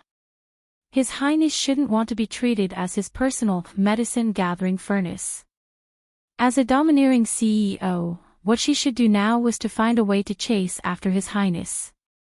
Even though he was now her husband in name, she still couldn't help it. But that face of his was a bit too good at attracting bees and butterflies. In addition, it was obvious that His Highness was not enlightened when it came to relationships. Well, he was even slower than her. So if she wanted to chase after someone, she had to do it quickly. Hellion Vivian thought about the conversation with His Highness yesterday. He didn't seem to care much about whether or not she was the one who was possessed. Thinking about it carefully, his reaction at that time seemed to indicate that he already knew something. Hellion Vivian smiled. That's right, if he wanted to investigate her, how could she hide it from him? It was more practical to chase after someone seriously. Hellion Vivian thought of this and ordered someone to call Shao Qi over. Do you know what your third brother likes to do the most? Hellion Vivian asked as she opened a book. Shao Qi held the meat bun bribed by his third sister-in-law and took a bite. He glanced at the book and almost doubted if he had read it wrong. What the hell was that? 108 moves to chase after his wife. Third sister-in-law, don't read strange books. It's not good. Shao Qi looked fierce. Hellion Vivian tapped her fingers on the table. Answer my question first. Oh. Shao Qi raised his head and thought for a while. Third brother's favorite thing to do is to sleep. Hellion Vivian curved her thin lips, except for this. Killing people. Shao Qi said excitedly, third brother even smiles when he kills people. Hellion Vivian. Can't there be a more normal answer? Forget it, I'll just follow the routine. Hellion Vivian put the book in her hand into her clothes and smiled handsomely. First of all, flowers are essential. So. That day, Hellion Vivian held a bunch of roses and gave them to Beligaju in front of everyone. The smile on her face couldn't be more charming. However, His Highness, who was dealing with the memorials, only raised his eyes to look at her. Then, he pulled her hand over and wiped it with a handkerchief. His voice was calm. In the future, don't hold these messy things. It's dirty. Hellion Vivian, dirty. He actually thought the roses were dirty. Ha! She really couldn't look at His Highness with normal eyes. But, she wouldn't give up. The unexpected difficulty of the royal family completely ignited Hellion Vivian's fighting spirit. After retreating, she was ready to make a comeback. To be honest, Nangong Lai was a little dumbfounded when he saw this. He thought that he was a man who had never been touched by a woman before. However, he had never seen a woman like Hellion Vivian who gave flowers to a man. And it was roses. Nangong Lai looked at the fiery red flowers and reached out to touch them. However, he was nailed to the ground by Beligaju's gaze. That gaze was extremely cold. Who allowed you to touch my things? Bailey Jiaju strolled over and held the bunch of roses in his arms. His long and narrow eyes flashed with a trace of a gentle smiling expression. Nangong Lai, who was under the influence of the forbidden technique, couldn't move. He could only shout behind him, "Tisk, TSK, TSK, TSK, you still pretend to be disgusted. In fact, you're so happy in your heart. So what if I am?" Beligaju played with the bright petals with his fingers. There was a hint of evil in his eyes. "If you're so capable, ask Qingzhan to give you a bunch of roses too." Nangong Lai was choked by his words and completely froze. After a while, he asked again, "Ah Ju, since you like it, why don't you tell her? I want to see what else she will give me next." Beligaju put the roses to the tip of his nose and sniffed. His smiling face was so handsome that it was almost intoxicating. Nangong Lai's mouth twitched. What kind of bad taste is this? Shameless, too shameless.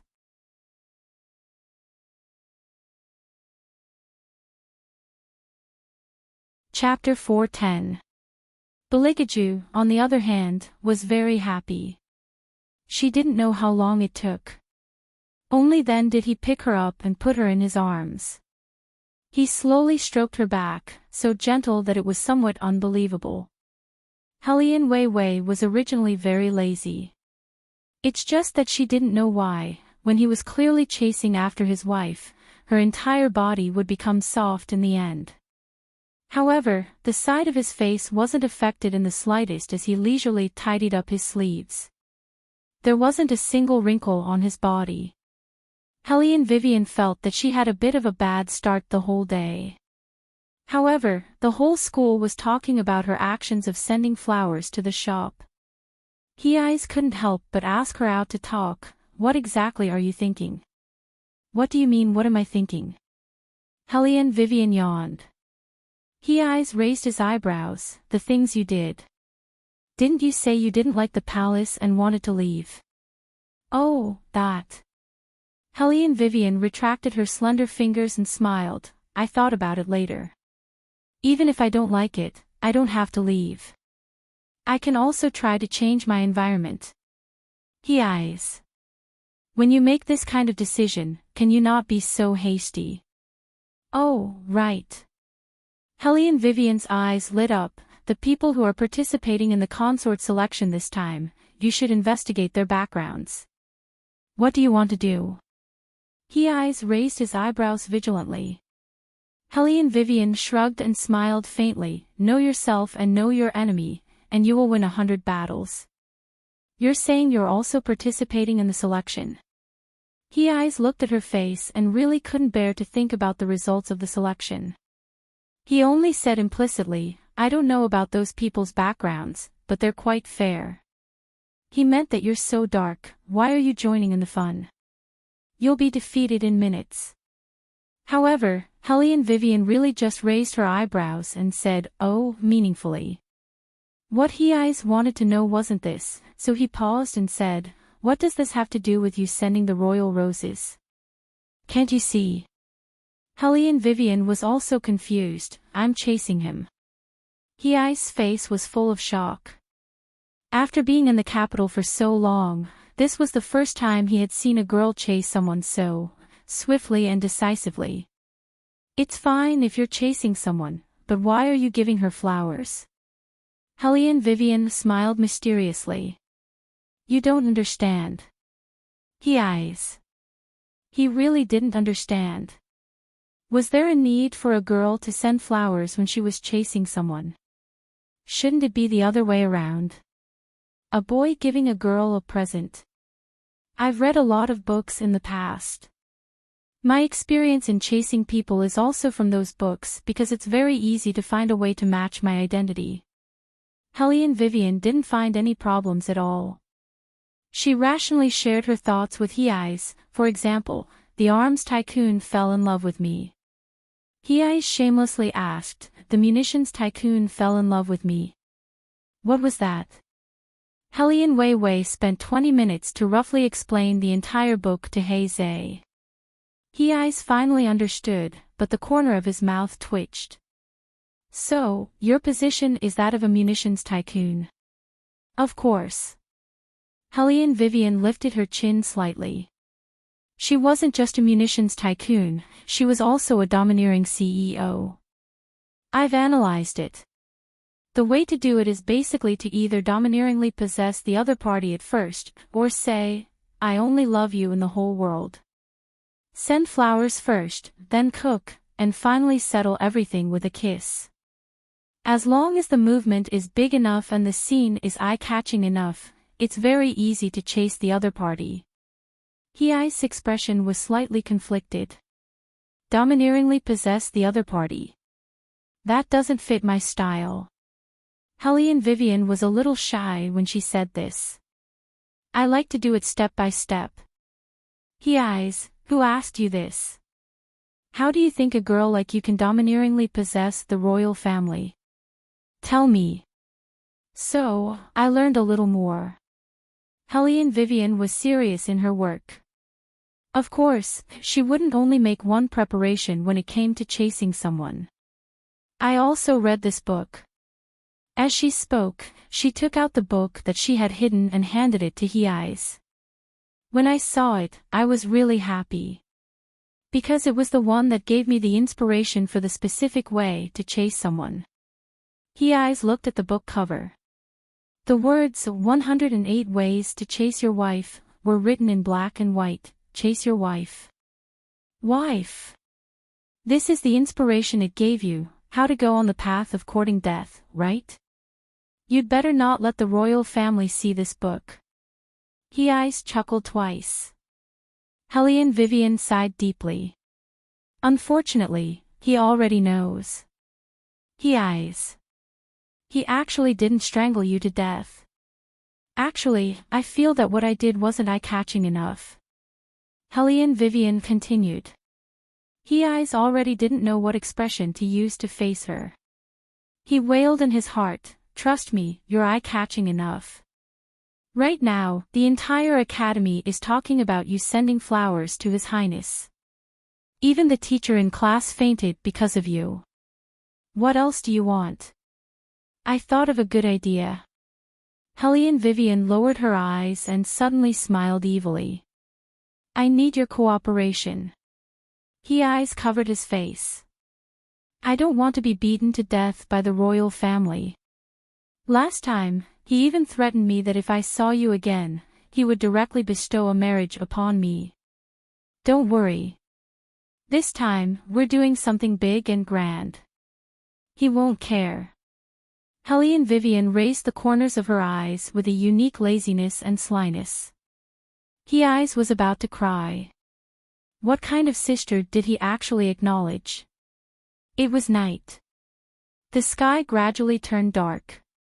In the midst of the clouds, a man in white stood under a vine and coughed heavily twice. Master, are you all right? The little one carried a gourd and tugged at the man's clothes.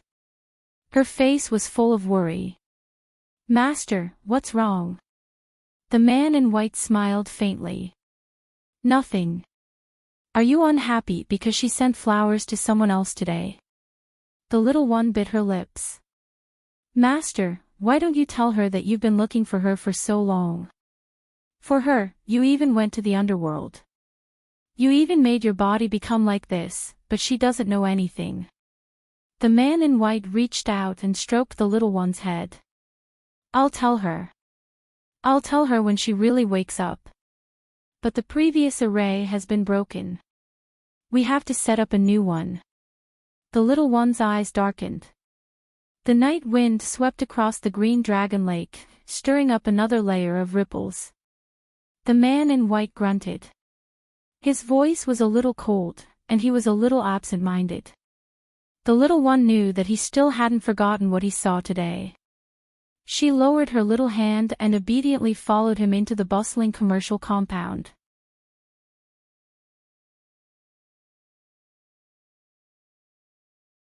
Chapter 411. The next day. In the imperial court, the civil and military officials were a little nervous compared to usual. It was not because of anything else, but because the royal family, who had never appeared in the morning court, actually came. He did not stand, but leaned lazily on the carved wooden chair at the side. He raised his eyebrows and looked at them. "All of you want me to take in a secondary consort." The old officials who were kneeling down had their own plans. Now that Emperor Murong had fallen, it meant that the fifth prince had lost his power. If they could use the opportunity of the third prince's secondary consort selection to send their daughters into the palace, they could regain their footing and show the third prince that they were on his side. However, these officials did not think that Beligaju was not willing to take in this secondary consort at all. "Lord Zhang." Beligaju slowly called out a name. "When I was eradicating Murong Yu's party some time ago, someone seemed to know Lord Zhang." "Lord Zhang, shouldn't you explain how the two of you met and then mention the secondary consort selection?" Lord Zhang shuddered and knelt on the ground with a thud. He shouted with a pale face, "Your Highness, please spare my life. Your Majesty, please spare my life." Beligaju did not even look at him. Not to mention the emperor who ignored the imperial court all day long. In the purple golden imperial palace, no one dared to speak. However, even if Beligaju was unwilling, he had reached the age limit. As long as he was the crown prince, once he reached the age limit, he would have to choose a capable woman to accompany him. The previous emperors did not have a situation like Beligaju's because when they chose their consort, they would choose the most outstanding woman. However, Beligaju chose a faceless woman who could not even light up a crystal ball. This was not acceptable at all. Moreover, there were outstanding women like Yunbiluo and Helian Jiao in the capital city. This would cause a lot of dissatisfaction among the people. Even though this Helian Wei isn't as useless as before, but that face of hers is really very unsightly. How could third prince tolerate her? I reckon it's because she's from the Helian bloodline. Don't forget how many heroic contributions old Master Helian made back then. Forget it. She's already been chased out of the general's residence. It's hard to say if she can recognize a new ancestor. I heard that the second miss of the Helian family stayed in the temple for 2 days. Because she felt guilty, she recited some Buddhist scriptures. How should I put it? I think she's quite pitiful. It's Madame Su who did something wrong, not her. Sacrificing herself to save her daughter's reputation was a ruthless move by Su Yanmo. In the past few days after returning to the capital, as long as she went out, she would be pointed at and talked about.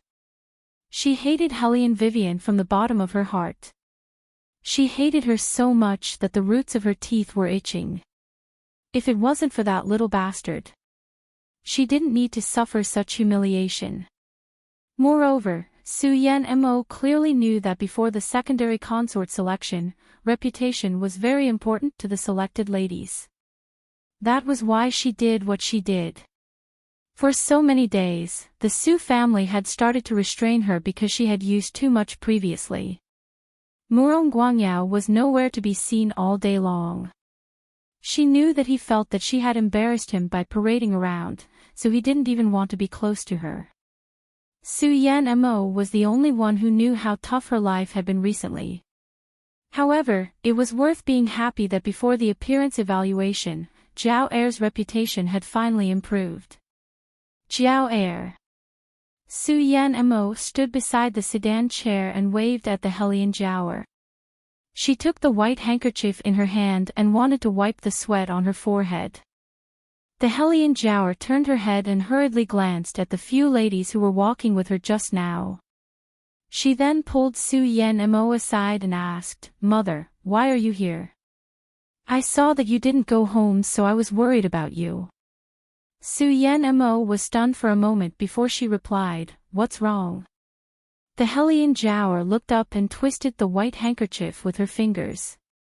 "They were just fooling around with me like they used to when you appeared. Mother, you should go home first." It's very difficult for me to stand here. Su Yan Mo glanced at the few silhouettes standing behind her. They were all wealthy people in the circle. She smiled and said, "Mother understands. Mother will go back now. Have fun, have fun." The crowd watched as Su Yan Mo left and then came closer. "Jiao Er, that was your mother. She looked like a very kind person, why did she?" The Hellion Jiao heard and her eyes immediately turned red. "No matter what she did wrong, she was still my mother. She didn't have any bad intentions at that time. Forget it, forget it. It's all in the past." One after another, the young ladies of each family gathered around and comforted Hellion Jiao Er. "With a face like yours, it's hard to avoid attracting jealousy. Some older sisters are. Perhaps they just can't bear to see their younger sister doing well, that's why they created so many problems." The more the Hellion Jiao listened, the more pitiful she pretended to be. "I don't blame my sister. If it were me, I would be very angry too. It's just that my sister seemed unwilling to forgive me and my mother this time. No matter how much we said, it didn't help. I've always wanted to apologize to her sincerely. Jiao Er, not everyone is as kind as you. Think about it carefully. The consort selection is just around the corner. With her looks, she can't bear to see anyone prettier than her. That's why she refused to forgive you. She wanted to affect your reputation so that you can't participate in the selection." That person curled her lips and looked disdainful. Someone echoed, "That's right. I also think that the third princess consort is simply jealous. She can't grow up, so she's harming others. She won't even let go of someone as beautiful as Sister Yun. She's simply vicious. Let's not talk about her. It's getting late. Let's hurry and participate in the appearance evaluation. It'll be too late if we're late." The Hellion Jiao nodded. Her actions were natural and unrestrained. The first step of the secondary consort selection was the appearance evaluation. This evaluation was completely confidential. Everyone's name was hidden, and only their serial number and name were left. This was to ensure that the evaluation results were absolutely fair. The Hellion Jiao looked at the score written on the rice paper after the evaluation of her face. Her thin lips curled into a smile, and there was a deep sense of satisfaction hidden in her eyes. "Hellion Vivian, so what if you're powerful? You can only watch as the royal family chooses a secondary consort." "Ha! Who asked you to have such a dark and ugly face? Not to mention the end of the selection, you can't even pass the first round of the appearance evaluation." The Hellion Jiao laughed. Just as she was about to tidy up her hair and walk out, she saw the door of another room being slowly pushed open. A pair of slender white legs appeared in front of the Hellion Jiao.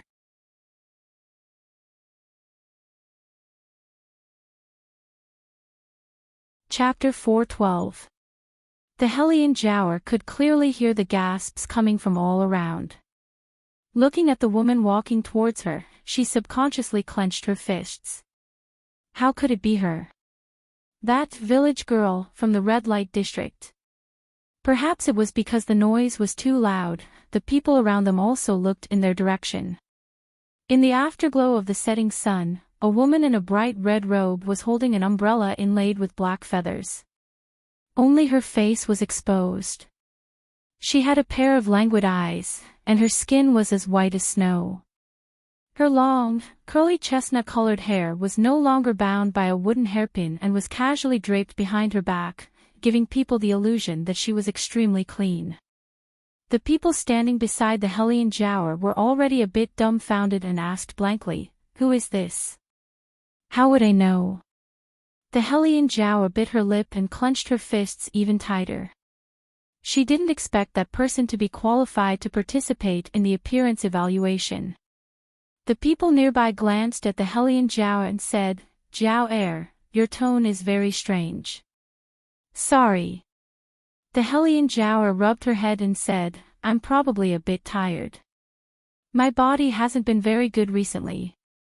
That person nodded in understanding, but his eyes did not leave the woman who was walking away. Beautiful, really beautiful. That skin is so white that it's almost transparent. She looks just like a fairy. Hee, yes. The Hellion Jiao did not mean what she said. She didn't know if it was an illusion, but she felt that the more she looked at that village girl, the more familiar she felt. It was not the kind of familiarity that she had seen once or twice, but the familiarity that came from being by her side all year round. Forget it, this was not the main point. The main point was how to find a way to get rid of this woman who came from the red light district. Just as Hellion Jiao was lost in her thoughts, someone on the other side shouted in surprise, the results of the facial appraisal are out, everyone quickly go and take a look to find your own ranking. The ladies were very excited, but they more or less knew where they would be ranked. Someone said, Jiao is here, so we definitely don't expect to get first place. Sister, you're making fun of me again. Hellion Jiao seemed to be shy and blushed. There's also Sister Yun. Sister Yun came here this morning for a test, but I don't know what her serial number is. Alright, I'll stop messing with you. But you and Jadefall are the only two who look outstanding in the capital. Either way, the first place will be between the two of you. That person pulled Hellion Jiao and wanted to go over. Hellion Jiao also had a sweet smile on her face. For the time being, she put the matter of seeing that village girl to the back of her mind. However, when she saw the serial number on the list, the smile on her face froze. She wasn't the only one. Even the person who had just pulled her over glanced at the number in her hand in disbelief and compared it to the announcement list on the wall. How could this be? Jiao is only third. That's strange, who's the second place? The crowd habitually ignored the serial number of the first place because they had already determined that the first place was Yunbiluo. They began to anxiously look for the corresponding serial number of the second person. Number 5. Who's number 5? No one answered.